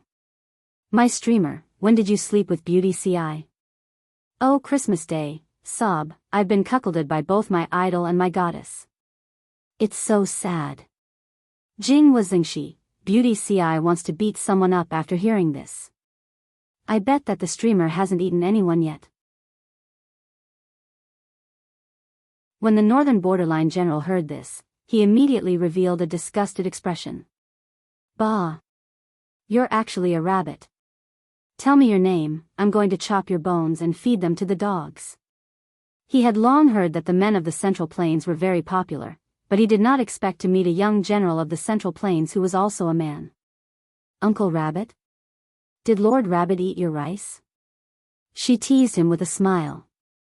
Her casual attitude made him so angry that he felt as if he had been born into the world. She said, "Speaking of which, you have a strange habit. Every time you kill someone, you always ask for their name before you do it. I'm different, you don't have to tell me your name, I've killed too many people, I'm too lazy to remember. What did it mean by, the blade does not behead the nameless?" It meant that he would not kill if he did not tell her his name. Just imagine, when two armies were at war and there was chaos, he would yell at a person and ask him what his name was. The scene was quite beautiful. The northern borderline general intended to disturb Jiang Pengji's mood, but he did not expect to be angered by her instead. "Little brat, give me your life." Since he could not win in words, he would fight. He held his long axe and clamped his legs on the horse's belly. He took the lead in attacking Jiang Pengji. The edge of the long axe drew a white light in the air, like a snow-white lightning bolt, and struck toward Jiang Pengji. The warhorse under him was encouraged by its owner, and its movements were steady and agile. The warhorse of the northern borderline had a good bloodline. Even if the owner on its back was extremely heavy, its movements were not slow. Little White was not willing to fall behind a horse. It had the advantages of the northern borderline warhorse and the Fergana horse of Shalan. Whether it was endurance or explosive power, it was one of the best. Except for White, it had never been afraid of any warhorse. Jiang Pengji smiled and said, "Little White, take it easy." Compared to Little White's high fighting spirit, as the owner, she was a little lazy, as if the horse was free to do whatever it wanted. Seeing this, the northern borderline general's anger rose high. How could this slender Central Plains rookie look down on him so much? Anger rose in his heart, and the strength in his hands increased. Clang! The axe and the big knife collided, making a harsh sound. He thought he could use his great strength to knock Jiang Pengji off the horse, but he did not expect that she was not a normal person at all. Little White, who was under him, felt the strength on his back increase. He roared loudly, and 2 streams of hot air came out of his nostrils. Jiang Pengji smiled and said, "Aya, such a weak strength, not to mention women, I'm afraid even men will despise it." Jiang Pengji admitted that she was the second most despicable person in a war, but who dared to admit that they were the first? "Don't be arrogant." The axe went down, and the stronger and heavier force made his heart sink. Even the web between his thumb and index finger was numb. Jiang Pengji steered Little White to take a step back, and the northern borderline general took the opportunity to catch up. Although the long axe in his hand was cumbersome, weighing at least 30 to 40 kilograms, it was as light as a feather in his hand. If it was in the past, who would dare to fight him head-on? Even if the person could withstand the axe, the war horse under him would not be able to. Jiang Pengji was still at ease. The two kept fighting, and it seemed that they were equally matched. The layman just watched the show, while the expert knew the ropes. The audience in the streaming room knew that Jiang Pengji was fooling around, but seeing the fierce fight between the two, they still broke out in a cold sweat for Jiang Pengji. That person's horse can't take it anymore. Fu Wang had excellent eyesight, and after a careful look, he found the trick. Just as Fu Wang said, the war horse under the northern borderline general was already showing signs of fatigue. Its 2 forelimbs were trembling, and it looked like it could not bear the burden. Seeing this situation, Jiang Pengji changed her defensive posture and turned defense into offense, forcing the northern borderline general to be tired of dealing with it. Who knew how this person grew up? How could he have such great strength? Every time he received a blow, he felt his wrist shake, and the web between his thumb and index finger had already cracked and bled. "Little White," Jiang Pengji suddenly shouted without any rhyme or reason. Little White suddenly rushed toward the opponent's war horse, raising its front hooves and charging over fearlessly. Not good. The war horse under the northern borderline general was so scared that it retreated. It did not care about its owner's orders at all. Little White took advantage of the situation and rammed into the opponent, causing him and his horse to tilt to the side. Jiang Pengji smiled, revealing her white teeth. The long sword drew a cold and brilliant white light in the air. Poof! The long sword slashed diagonally down from the general's neck, and it easily split open like a knife cutting through tofu. The war horse under it lost control and fell to the side, whining. The 2 halves of the corpse fell to the ground, making a dull sound. The pair of eyes on the head that were filled with fear lost their spirit in a few breaths. Jiang Pengji carried the sword on her shoulder and pointed her finger at the northern borderline.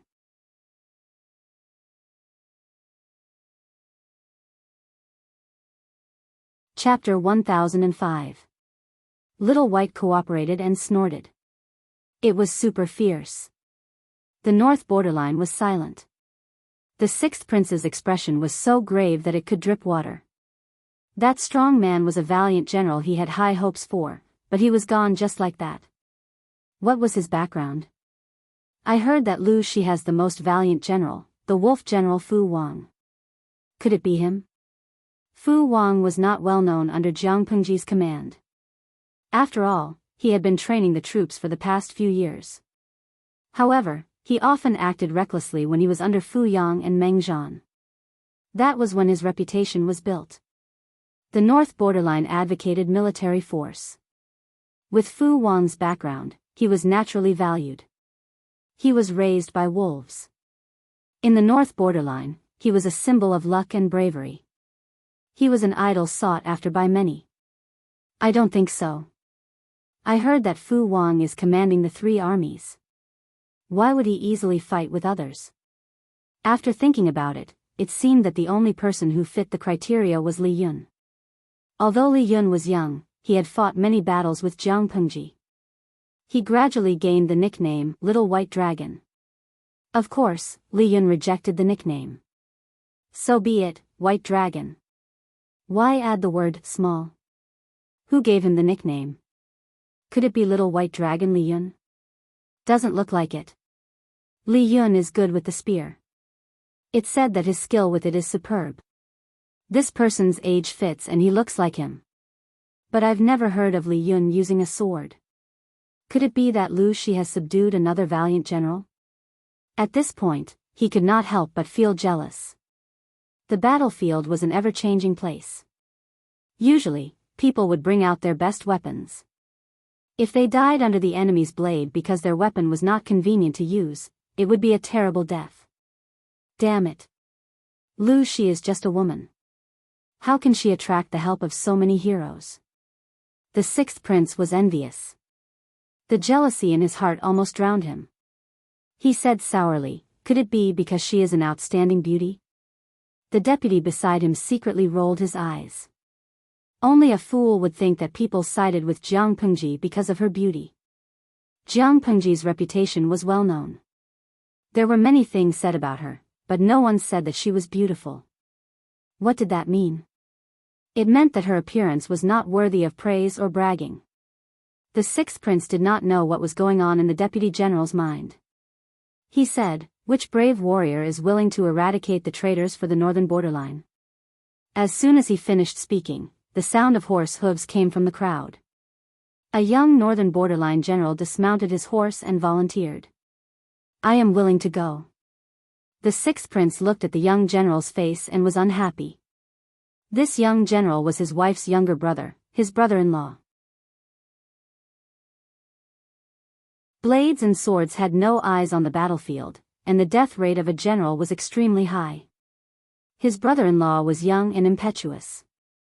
What if he lost his life because of carelessness? Even the old general had suffered a setback, let alone his brother-in-law. Just as he was about to refuse, the other party volunteered again, and the sixth prince could only agree. Be careful of the enemy's tricks and return safely, the sixth prince urged politely.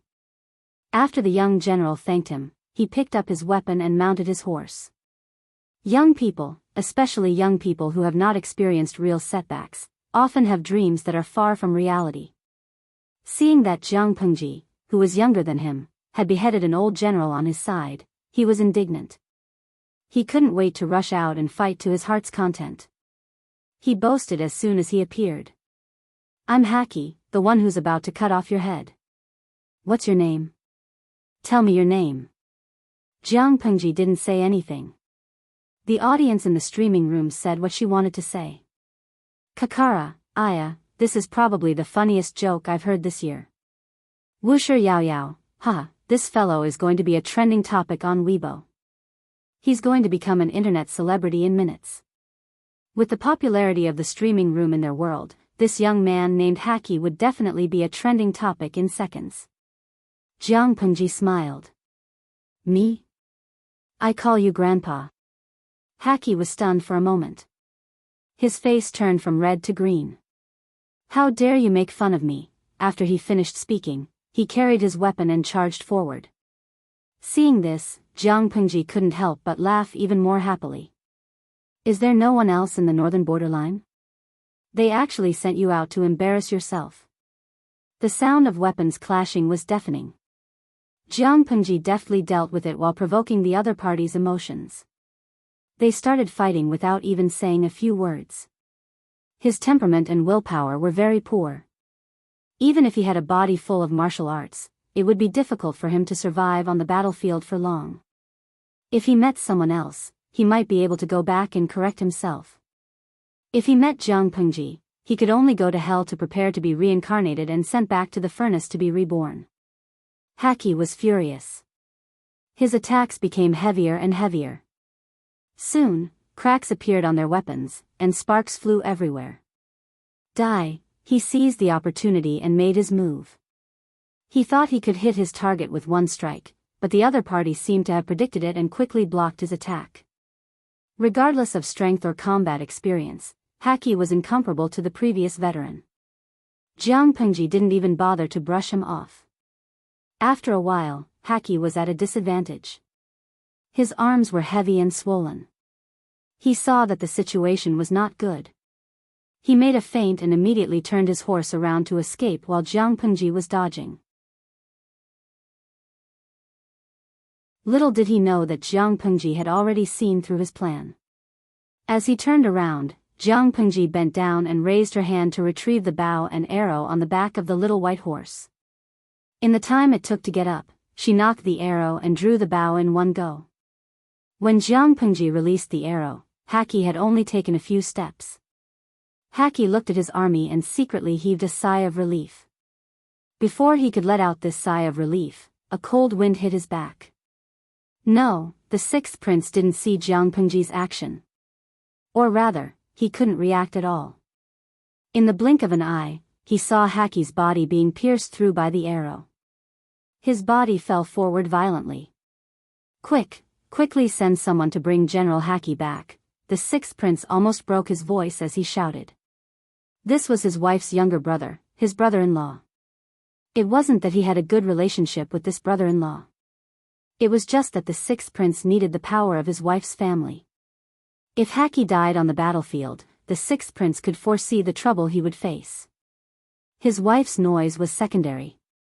He was afraid that his father-in-law would put the blame on his head and no longer support him. The sixth prince roared anxiously. Immediately, someone rode out and brought Haki's body back. Yes, a body. No one in the world knew the structure of the human body better than her. No one knew better than her where life could be taken. This was a battlefield. The enemy standing in front of her had to die. When Haki was brought back, his body was still warm, but the gaping hole in his body couldn't be plugged. Haki, the sixth prince hurriedly got off the carriage, but Haki's pupils were already unfocused. He was no longer breathing. Seeing this, the sixth prince felt as if he had been hit hard with a sledgehammer. He stood rooted to the ground, stunned. He's gone. Dead? The sixth prince's heart rose and fell violently. His mind was in a mess. Haki was dead. Someone had to take responsibility for this. A stern look flashed in his eyes. He shouted, "Abalu." The general who had been called stepped forward. "Here. Kill that man." Abalu was stunned. He couldn't even defeat the first veteran general who fought generals. How could he kill the enemy's general? Wasn't he courting death by going up to fight?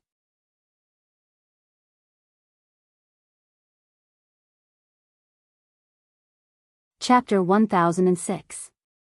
TSK. Another one is here to die. If you die too, won't the morale of the north borderline collapse? Jiang Pengji carried the blood-stained knife on her shoulder and sneered at Abalu, who was spurring his horse forward. Abalu pursed his lips tightly. He was burly and fat, and his temper was like a block of wood. He could not utter a word for a long time. His temperament was a little dull, but his psychological quality on the battlefield was higher than that of the average person because they were less affected by trash talk. Cut the crap. Let's fight. Abalu said this and fought as soon as he said so. He knew that he was no match for Jiang Pengji, but he still had a glimmer of hope in his heart. Jiang Pengji had already fought with 2 people. They had exchanged more than 100 blows back and forth. She must have exhausted a lot of energy. If he took advantage of this, he might be able to win. Even if he could not win, he could retreat unscathed if he was careful. However, his wishful thinking collapsed very quickly. When he fought with Jiang Pengji for the first time, a huge force that was as heavy as a mountain almost knocked him off his horse. The war horse he was riding on even neighed strenuously. Abala knew that the first 2 people did not die unjustly. When strangers saw Jiang Pengji, they would subconsciously think that she walked the path of agility and did not have much strength. Ordinary people always thought that strength was related to size. The bigger the size, the greater the strength. Abala was extremely heavy, so naturally, his strength was great. Although he was not the strongest person in the north borderline, he could be ranked in the top 10. He never expected that the young man in front of him would not walk the normal path. Only after fighting with him did he know how terrifying his strength was. Abala subconsciously thought that Jiang Pengji did not have enough strength and suffered a small loss in the first encounter. He groaned, adjusted himself, and faced the attack again. At the same time, find the person with the best archery skills and kill that fellow. The 6th prince looked coldly at the 2 people fighting on the battlefield. He knew that Abala's chances were slim, but he still let Abala go. It was just to let Abalu attract Jiang Pengji's attention and then send someone to assassinate Jiang Pengji in the dark. His father-in-law only had 2 sons. The eldest son was dead. Not only was Haki his father-in-law's only son, but he was also his father-in-law's only son. His father-in-law would definitely blame this on him. He might even turn around and support another brother to replace him as the acting king. In order to avoid this possibility, the 6th prince could only use the murderer's head to appease his anger. Sneak attack? Despicable? The northern borderline isn't like the inflexible Hans of the Central Plains. They don't have to pay attention to so many rules when fighting a war. Victory was everything. Who would look into the methods used in the process? In addition, the 6th prince had his own considerations. They had already lost 2 generals in the Battle of Generals, and their morale had dropped by more than half. They had to think of a way to recover. The northern borderline was not only good at horsemanship, but they were also very good at archery. Almost every citizen of the northern borderline grew up on the back of a horse, and they were top-notch in riding and archery. Sneak an arrow or something, no problem at all. Abala was completely unaware that he had become a sacrificial victim to lure the enemy. He was trying his best to fight Jiang Pengji and was soon out of breath. The sun was shining brightly, and Abala's body was covered in sweat. Soon, his hair and the clothes under his armor were drenched. The more it was like this, the more terrified Abala was. Why? Because not only was the brat in front of him breathing steadily, he didn't even sweat much after fighting for so long. This meant that the other party had not used his full strength and had been toying with him from the beginning to the end. Realizing this, Abala knew that there was no need for him to continue fighting. He should think of a way to leave the battlefield as soon as possible. If he continued to fight, his physical strength would be consumed more and more, and his hope of escaping would become slimmer. While Abala was thinking about how to escape, Jiang Pengji felt a chill. She made a feint and retreated. She glanced at the northern borderline from the corner of her eyes and saw the soldiers who were holding the line for Abala raise their bows and arrows at her. The audience in the streaming room reacted and started cursing. Yamada Mia, what the F***ck? Does the northern borderline have any shame? They plan to sneak an arrow in the back. Streamer, be careful. Ye can, damn, are these people from the northern borderline not afraid of accidentally injuring their own people?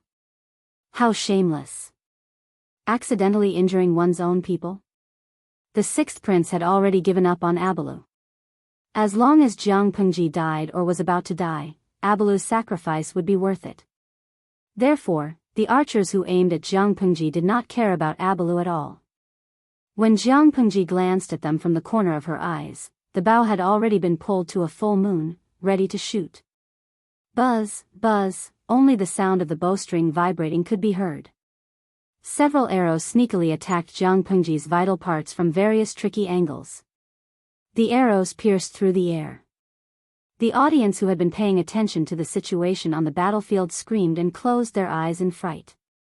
Jiang Pengji, who had been at ease all this while, suddenly launched an attack. She stabbed Abalu to death with a knife and grabbed his collarbone with her other hand. She pulled him down from the horse's back and used him as a human shield to block several poisoned arrows. She then used her weapon to knock down the remaining arrows. Little White did not need Jiang Pengji's command. He turned around and ran back to his army. At that moment, Little White's explosive power was displayed. Before the archers could draw the second wave, Little White had already run out of the shooting range with Jiang Pengji. Jiang Pengji smiled and threw the corpse of Abalu, who had died with grievances, on the ground. Everyone, kill! The war drums were as dense as a rainstorm. The horn to attack sounded. Jiang Pengji defeated 3 people consecutively and dodged the enemy's hidden arrows. The soldiers who witnessed everything were suppressing their anger and were eager to vent it. The 6th prince saw the situation and was so scared that his face turned pale. Damn it, she attacked as she said and attacked as she said. At least give them some buffer time. Kill! The battle cries shook the sky. Their own cavalry took the lead to attack. Countless horse hooves passed by and Abalu's corpse was trampled into meat paste. Jiang Pengji seized the initiative. The northern borderline was slightly hasty in meeting the enemy. By the time the northern borderline cavalry reacted, Jiang Pengji's cavalry had already charged for quite a distance. Jiang Pengji's cavalry was different from the northern borderline cavalry. The northern borderline cavalry mainly wore rattan armor and cloth clothes. Their horses were almost unprotected. They were extremely fast and ran like a gust of wind. They were highly mobile but had weak defensive capabilities. Jiang Pengji's cavalry was different. The armor on their bodies was similar to the soldiers of the Jianghu battalion. Each of them wore heavy armor and held long spears or broadswords. Not only that, but even the war horses they were riding on were all equipped with armor. The war horses were not considered fast, but their load-bearing and endurance were much better than other horses of the same kind. This was one of Jiang Pengji's trump cards to deal with the northern borderline. There were only about 3,000 people, which was even fewer than the Jianghu battalion. Each of them was like a small moving silver mountain. If the northern borderline cavalry was said to be the wind that roamed and fought, this cavalry troop was a heavy hammer that faced them head-on. Fu Wang was the commander in the middle. He had already received a small piece of paper from Jiang Pengji. On it was a drawing of the military formation in the northern borderline. After Fu Wang looked at it carefully, he had an idea.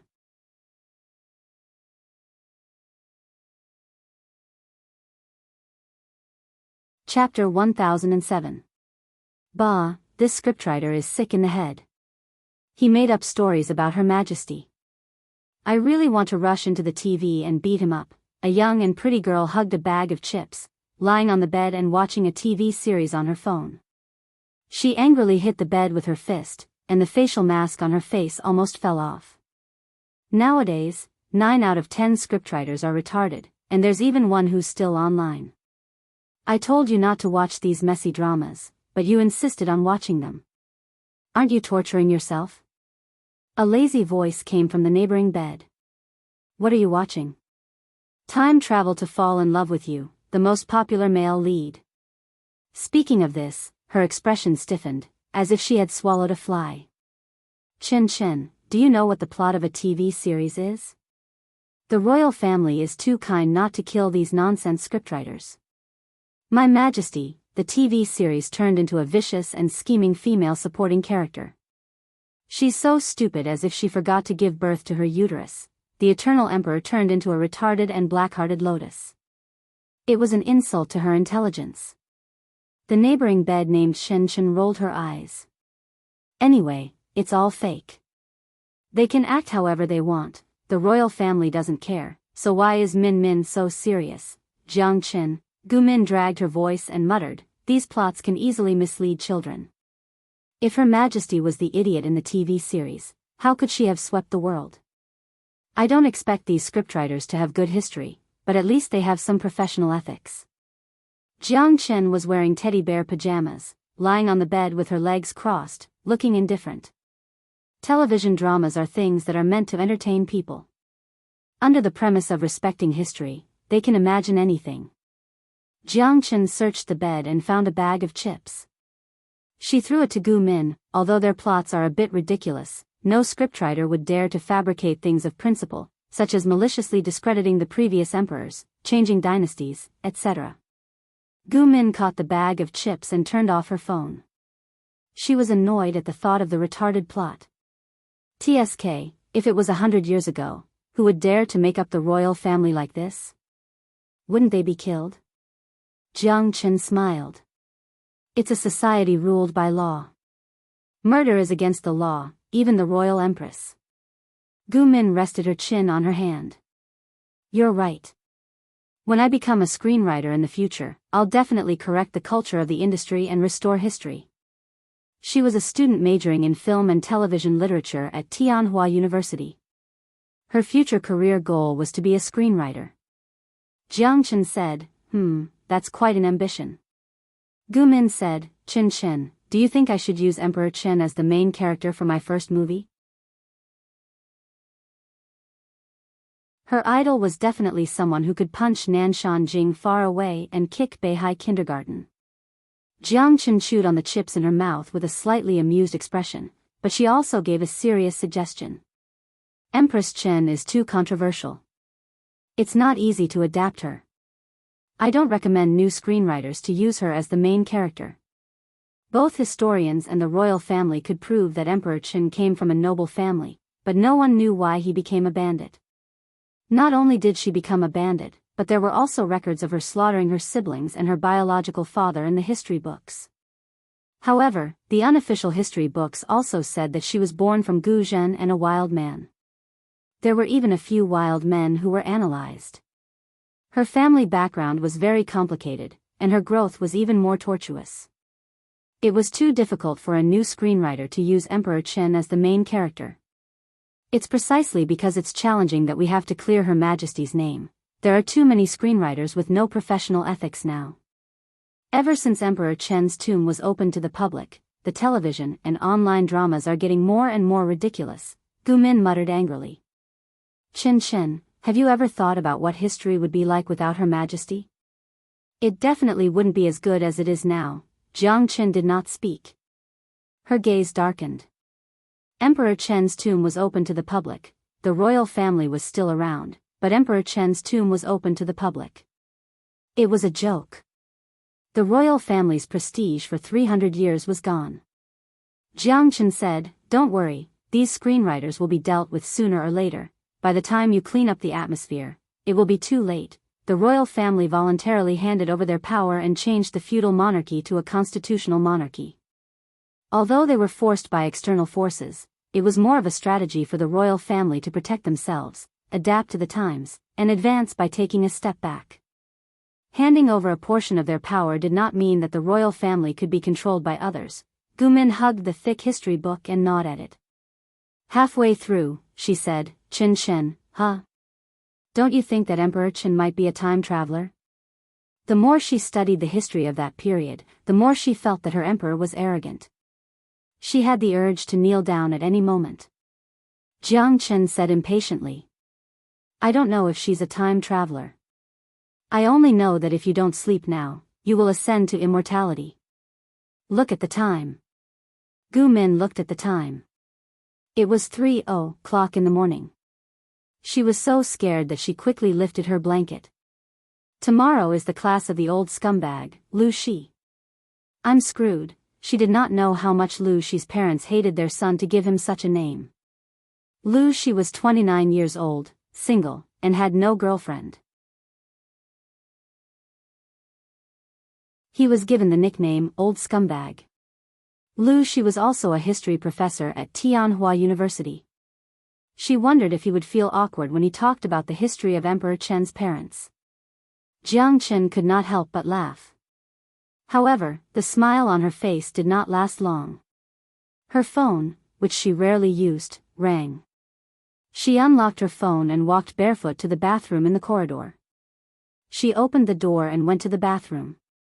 Hello? Crown Prince Huichang, something bad has happened. Emperor Chen's tomb is abnormal. The main tomb's dome suddenly collapsed. A cold light flashed in Jiang Chen's eyes. How could the tomb's dome suddenly collapse? She turned around and went back to the dormitory. In order not to disturb Gu Min's sleep, she did not even turn on the lights. She grabbed her things and went out in her pajamas. As soon as she left the campus, Jiang Chen found that the sky was unusually dark. She looked up and felt that something was wrong with the sky. Doesn't it look like the alignment of the 9 stars? A clean male voice came from behind. Jiang Chen turned around with a sullen face. A tall man in a suit walked out of the shadows. Professor Lu Shi adjusted the gold-rimmed glasses on the bridge of his nose. His eyes were calm, as if he was not surprised by Jiang Chen's appearance in her pajamas. The alignment of the 9 stars is a rare sight, Lu Shi said. But it happened once more than 300 years ago. The professor is waiting for someone here? Jiang Chen calculated the time and wanted to send Lu Shi away. No, I'm waiting for you. Jiang Chen did not show it on her face, but she frowned in her heart. I don't seem to know the professor. It doesn't matter if you know him or not. I just want to give you something. If it was any other time, Jiang Chen would have thought that he was interested in her. But in the current situation, she only felt that it was dangerous. What is it? Lu Shi took out something from his pocket and handed it to Jiang Chen. It's returned to its owner. Jiang Chen was surprised. She took the thing and could barely recognize that it was a yin-yang fish jade pendant. Lu Shi's body heat still lingered on it. Returned to its owner? It's not mine. Jiang Chen wanted to return the jade pendant, but Lu Shi looked up at the sky and smiled. The 9 stars are aligned. What? The alignment of the 9 stars didn't last long, and soon they were separated. At that moment, Jiang Chen's phone rang again. It was the ringtone she had set for Gu Min's phone. Chen, where are you? Gu Min's voice sounded extremely panicked. I'm at the campus gate. Don't move. Chen, don't move. I'll go find you. Also, don't go with Lu Shi. A hint of surprise flashed across Jiang Chen's eyes. Gu Min should be sleeping in the dormitory. How did she know that Lu Shi was there? Not long after, Gu Min stopped her bicycle in front of the two of them. The sudden braking made a sharp sound. She was still in her pajamas. Nothing had changed, but Jiang Chen somehow felt that her aura was much stronger. Slap. Under Jiang Chen's shocked gaze, she took a few steps forward and slapped Lu Shi across the face. The force was so strong that half of Lu Shi's face became red and swollen. Jiang Chen was speechless. What development? Gu Min glanced at Jiang Chen and saw the jade pendant in her hand. She quickly snatched it and threw it at Lu Shi's face. Lu Shi. She cursed. F***CKU. Min? Lu Shi didn't get angry. Instead, he laughed as if he wasn't the one who had been slapped. Are you still human? Gu Min was so angry that the veins on her forehead were bulging. Her expression was a bit ferocious. Why did you give this stupid jade pendant to Chen? Why did you trick her into bringing it to the tomb? What are you scheming in your stomach? Tell me. Don't play dumb. Lu Shi smiled bitterly. If I said that I didn't do anything, would you believe me? Tell that to a ghost. Gu Min said angrily. If I believe you again, I'll write my name backwards. Jiang Chen watched the situation unfold. Her brain couldn't wrap itself around it. When did Min become so close to Professor Lu Shi? Those things. I really didn't do them, Gu Min laughed. What nonsense are you trying to lie to me now? Can you listen to my explanation? It'll only take about 3 minutes. Okay, kneel and explain. As usual, prepare your own washing board. After Gu Min finished speaking, she took a deep breath and turned to look at Jiang Chen. She thought that she had forgotten her roommate's face after traveling through time for almost 30 years. When she woke up from the nightmare, she found that she remembered clearly. She even remembered every detail of the stupid dramas she had complained about with her roommate before she traveled through time. Chen, let me deal with this scumbag first. I'll beat him to death. Jiang Chen frowned. What did he do to you? Gu Min said, he's worse than I am. Seeing the strange atmosphere between the two, Jiang Chen was worried, but she trusted Gu Min. Although Gu Min was slender, she was very good at fighting. If you can't handle it, remember to call me. Jiang Chen said that, but in her mind, she wanted to go back and investigate Lu Shi. Kneel. Now you can explain. Gu Min was upset, but she also knew that they were arguing outside of Tianhua University. If they were accidentally photographed by a night owl, they might become famous on the internet. So, she decided to change their location and went to Lu Shi's apartment. Lu Shi said, there's only a washing machine at home. There's no washing board. I'll take the keyboard. Gu Min saw his obedient look in his familiar eyes. Her heart ached uncontrollably. She forced herself to hold back. Tell me, Lu Zhongqing. I'd like to hear what you have to say. Lu Shi said, Min, do you still remember what happened when you first discussed marriage? Of course I remember. I should have randomly chosen a man to marry. Which one of them wouldn't be better than you, Lu Zhongqing? Lu Shi smiled bitterly. I really worked hard back then, but I didn't study hard enough and wasted too much precious time. But your marriage could only be delayed by 2 years. One day, when I was studying late into the night, an immortal suddenly appeared outside my window and gifted me with a miraculous elixir. He said that if I ate this, my future studies would be as good as having been blessed by the gods. At that time, I was really anxious and tried everything I could think of. If you can give me 3 to 5 years, I will definitely marry you in a just and honorable manner. But... Gu Min sneered. Then what? Then you, Lu Zhongqing, took the elixir and opened your conception and governing vessels. You became a straight-A student? Do you think this is a xianxia or wuxia drama? A cannon fodder who can't even make a splash in history wants to become the main character. Lu Shi shook his head and whispered, it's not like that, then what's going on? Gu Min's patience was running out. To Lu Shi, he had waited for a long time. To Gu Min, the memories of her previous life had just happened.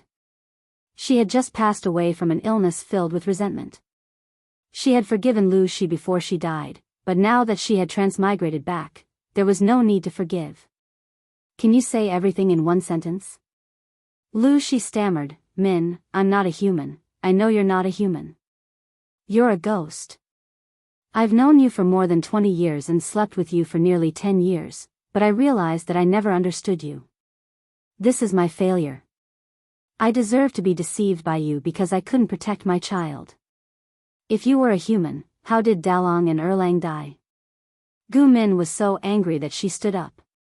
She looked like she was about to break down. Her youthful face lost its restraint. She grabbed Lu Shi's suit fiercely. Her face was full of tears, and she sobbed in a low voice, Lu Zhongqing, I still want to believe you now, but I was blinded by greed.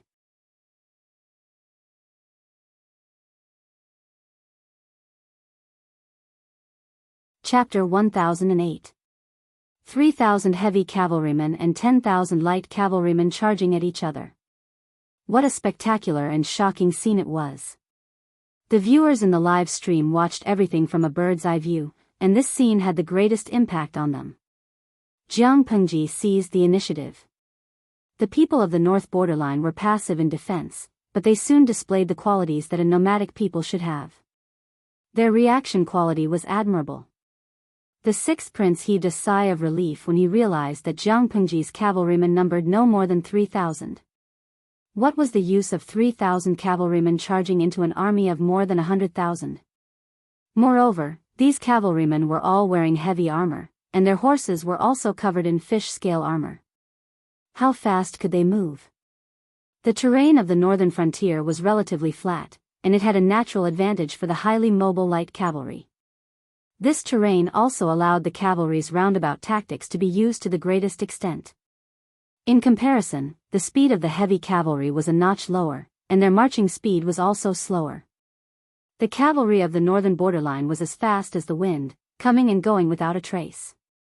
Even if they were robbed of the initiative, they would still be able to gain the upper hand by bypassing the front of the heavy cavalry and circling to the enemy's two weak flanks. The north borderline knew about Jiang Pengji's plan in advance because of the spy who had pretended to surrender. They simply avoided the frontal attack and attacked the two weaker flanks. Seeing that the battlefield was stabilized, the sixth prince immediately felt reassured. The grassland was the world of the three tribes of the northern borderline. It was also the home ground of the cavalry of the northern borderline. If they fought head-on, Jiang Pengji and the others would return in defeat. Fu Wang sneered, "Idiot, he couldn't take care of the entire battlefield," but when he learned that the northern borderline cavalry had avoided a head-on charge and turned to attack the weak point, he knew that the northern borderline would suffer a great loss. It was true that 3,000 ordinary cavalrymen charging into an army of 100,000 might not cause much of a stir, but this was heavy cavalry. The spectators who were overlooking the entire battlefield were able to see it more directly. Glutinous rice ball warrior, is the northern borderline too poor to form a cavalry unit? Feng Yi Yuran Chu, #picknose, isn't the northern borderline a poor countryside?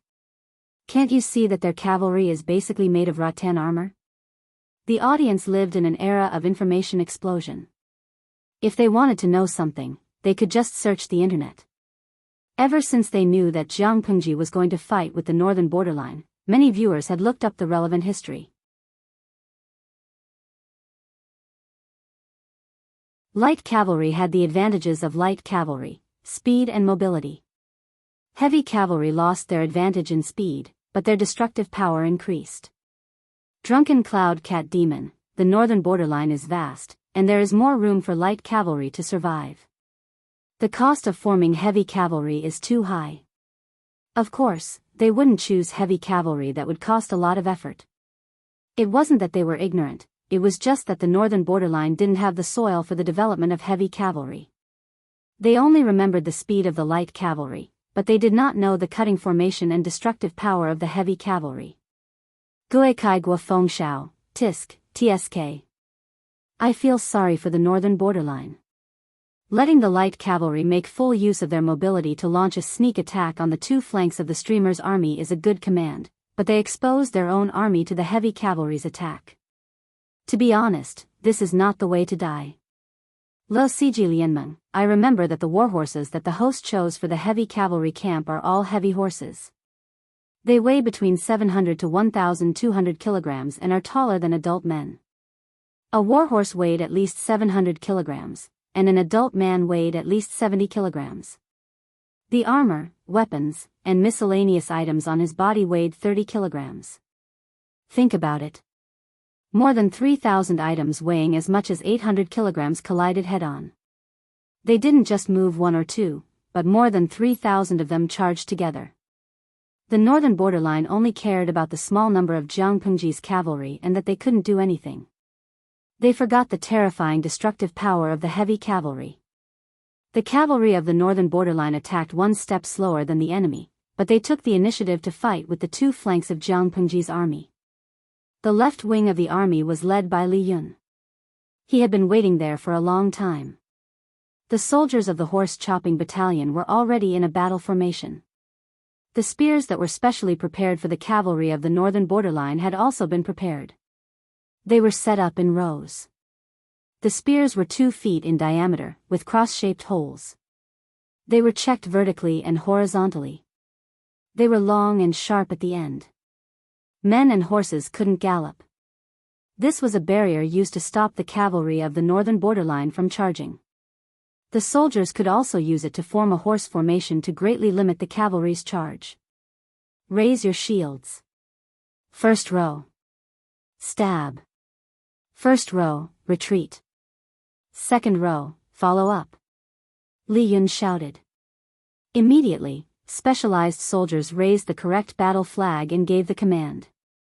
The cavalry of the northern borderline had a large number of people. Their reflexes were extremely fast. When the first batch of soldiers were pierced by the spears, the cavalry behind immediately circled around and attacked in a roundabout way. Li Yun commanded the soldiers to move the spears, exhausting the elite troops of the northern borderline as much as possible. When the line of defense was broken, the soldiers of the horse-chopping battalion put up their shields and formed a formation to resist the cavalry's charge. The soldiers behind then stabbed the enemy with their spears. The cavalry of the northern borderline could not break the left wing's defense line in a short time.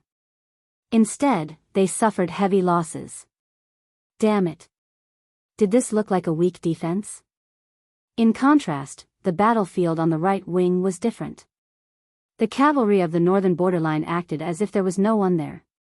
They killed each other. However, as they killed and killed, the 8th Prince, who was commanding the battlefield on the right wing, realized that something was wrong. Why were the enemies they were fighting with all the deep-faced barbarians of the northern borderline? He immediately thought of the tribes that had pretended to surrender to Jianghu. He was shocked. However, there was no time for him to think in a place like the battlefield. The cavalry of the northern borderline reacted too quickly. When the 8th Prince realized that something was wrong, the troops of the northern borderline who had pretended to surrender to the right wing's front line were mostly dead. She deliberately relaxed the right wing's defense line. Wasn't it to let the northern borderline shoot themselves in the foot? Scheming against her? When she, Jianghu, dominated the interstellar battlefield, the fathers of these young boys were still little tadpoles. All troops, listen to my command. When Jianghu saw that it was about time, the real bugle horn sounded. In an instant, it aroused the soldiers' fighting spirit. At the same time, more than 3,000 heavy cavalry had already rushed into the army of the northern borderline. To make a vivid analogy, the heavy cavalry were bandits who entered the village. The northern borderline were the little girls in the village. Each of them was naked, without a single piece of clothing, and they looked shy. Although this analogy was a little inappropriate, for the northern borderline, they had indeed suffered inhumane ravages. It was difficult for 1 or 2 heavy cavalry to cause large-scale destruction, but what about 3,000 people moving together? They trampled violently and cruelly ravaged along the way. Like a huge chopper, they easily stabbed into the fat and tender pork and tore a big hole in an instant. Regarding the heavy cavalry battalion that Jianghu had invested a lot of money to build, the generals were perturbed and the strategists frowned. Before this, there were heavy cavalry, but the scale was very small. It was difficult for them to achieve great things. Firstly, there were technical limitations. The iron-making technology was not mature. Secondly, there were financial limitations. The cost of making armor was too high. In the eyes of the strategists and the generals, the heavy cavalry were not soldiers. They were a moving mountain of gold and silver. They had no idea how powerful the heavy cavalry was. Seeing the destructive power of the heavy cavalry from afar, Fengzhen directly inhaled a breath of cold air and said, golden words.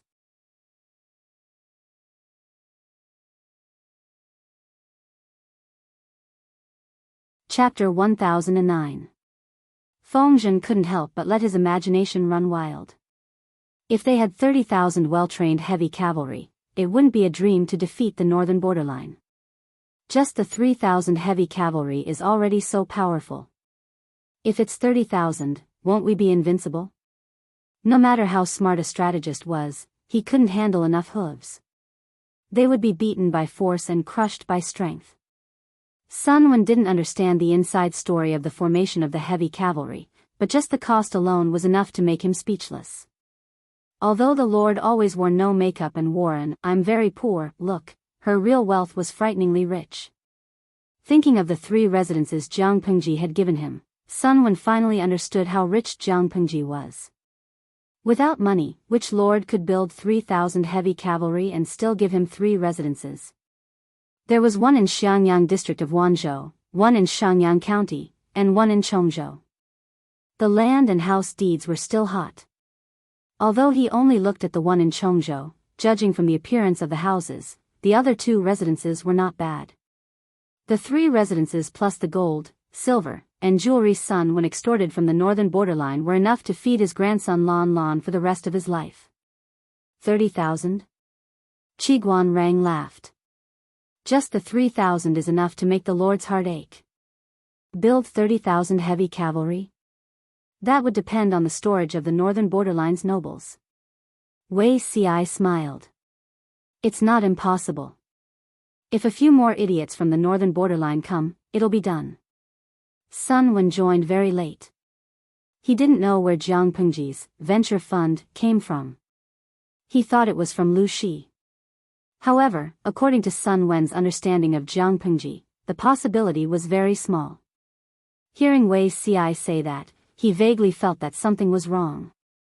What does the Lord's expansion of the heavy cavalry have to do with the northern borderline?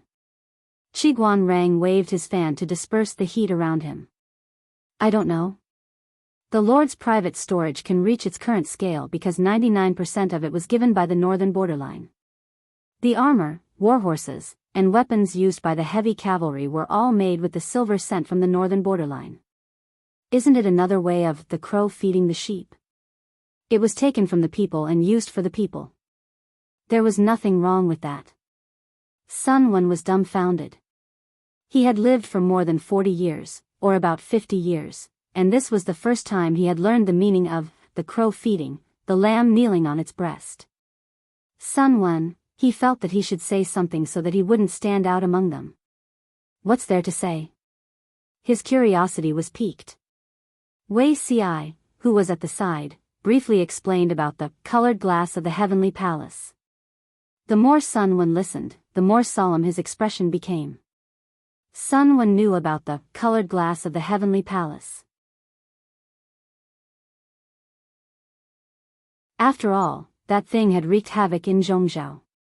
However, he didn't suspect that Jiang Pengji was plotting against Zhongzhou. Instead, he felt that Zhongzhou had stolen their technology. Firstly, Jiang Pengji didn't have much territory at that time. The Red Lotus group hadn't been dealt with yet. How could she extend her hand to Zhongzhou? Secondly, Jiang Pengji used the colored glass of the heavenly palace to calculate the wealth of the northern borderline. As a result, a large amount of colored glass of the heavenly palace was released in Zhongzhou, which destroyed the supply and demand market. Jiang Pengji's business could not continue. She could only extort a sum of money from the northern borderline in a hurry before stopping. Her losses were huge, the few of them spoke in low voices.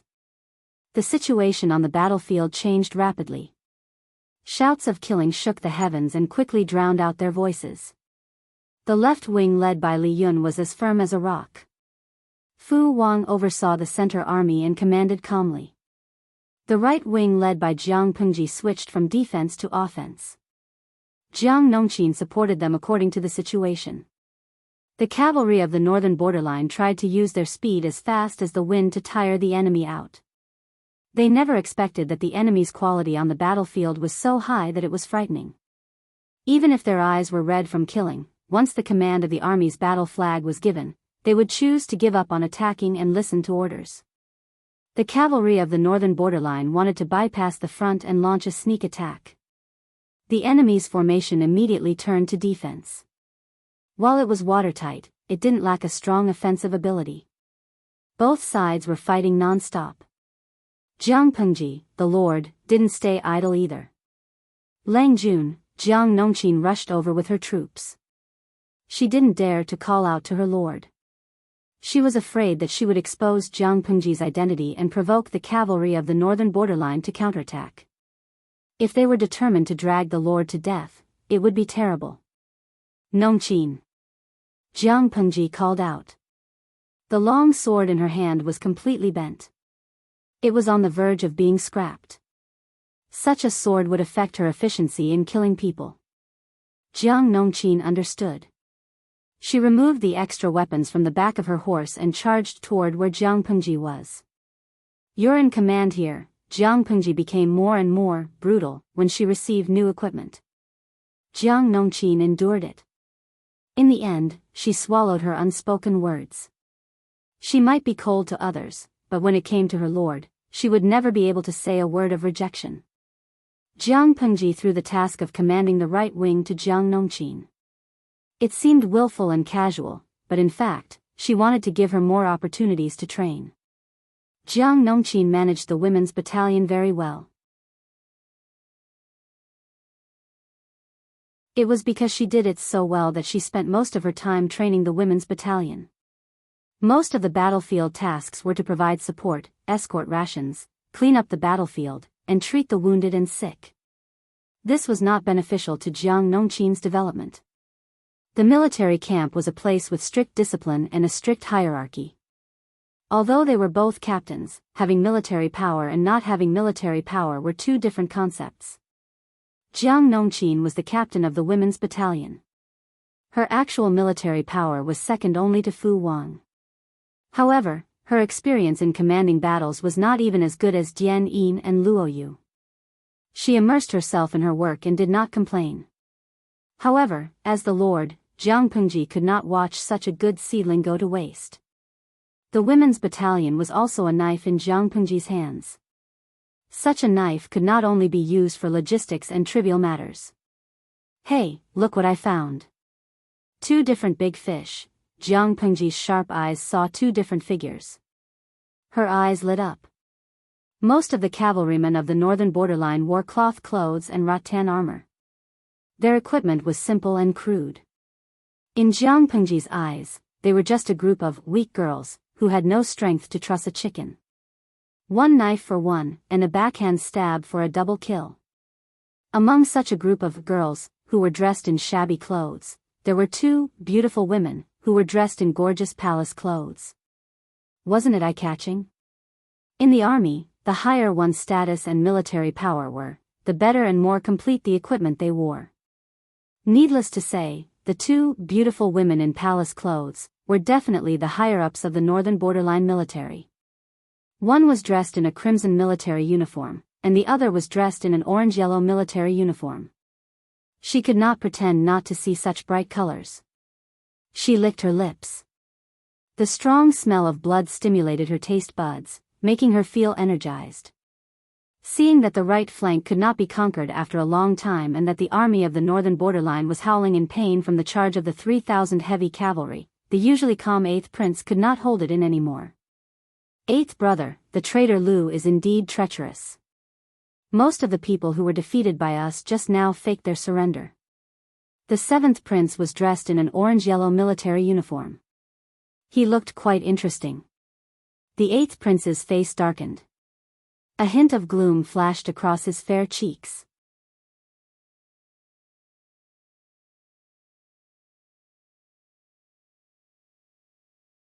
Chapter 10:10.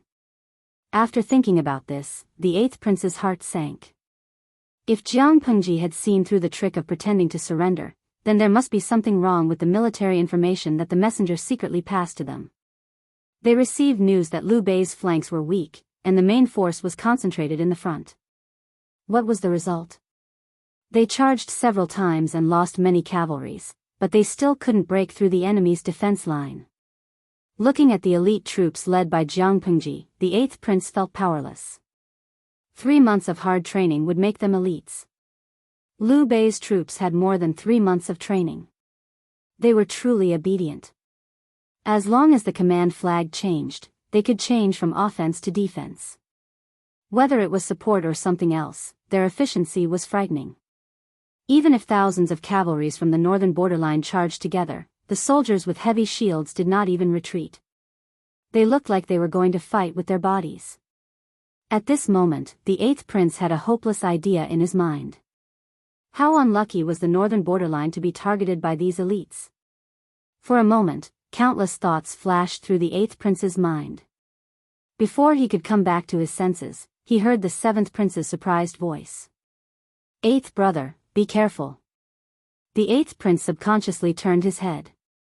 An arrow passed through the heads of 2 cavalries from the northern borderline and finally fell to the ground. Seeing this, the 8th prince was so shocked that he broke out in a cold sweat. The 8th prince called out, "Seventh brother." At that moment, he saw the 7th prince's shoulder being pierced by an arrow.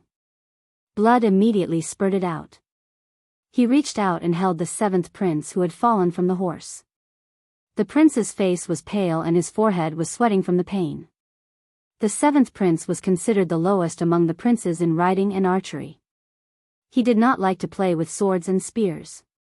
When had he ever been so seriously injured? "Eighth brother, if you can't do it, leave me alone." The 7th prince's lips were pale and he was bleeding. He endured the pain and persuaded the 8th prince. "The 2 arrows were clearly aimed at us brothers." The 8th prince quickly recalled the thrilling process just now.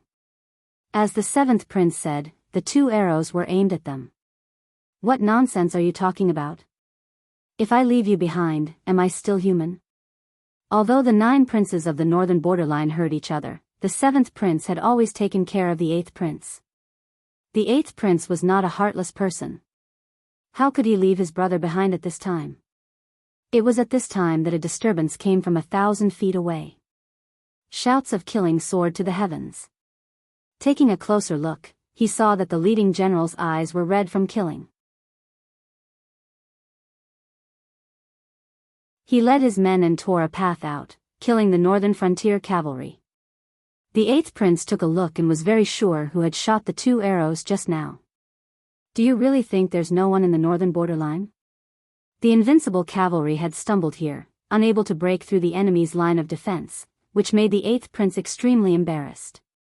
He reorganized the remaining soldiers around him and planned to compete with Jianghu. No matter how valiant a general was, he was still a human, not a god. As long as one was human, there would come a time when one would run out of energy. Don't look at how this little general had defeated 3 people in a row, but his stamina was probably almost depleted.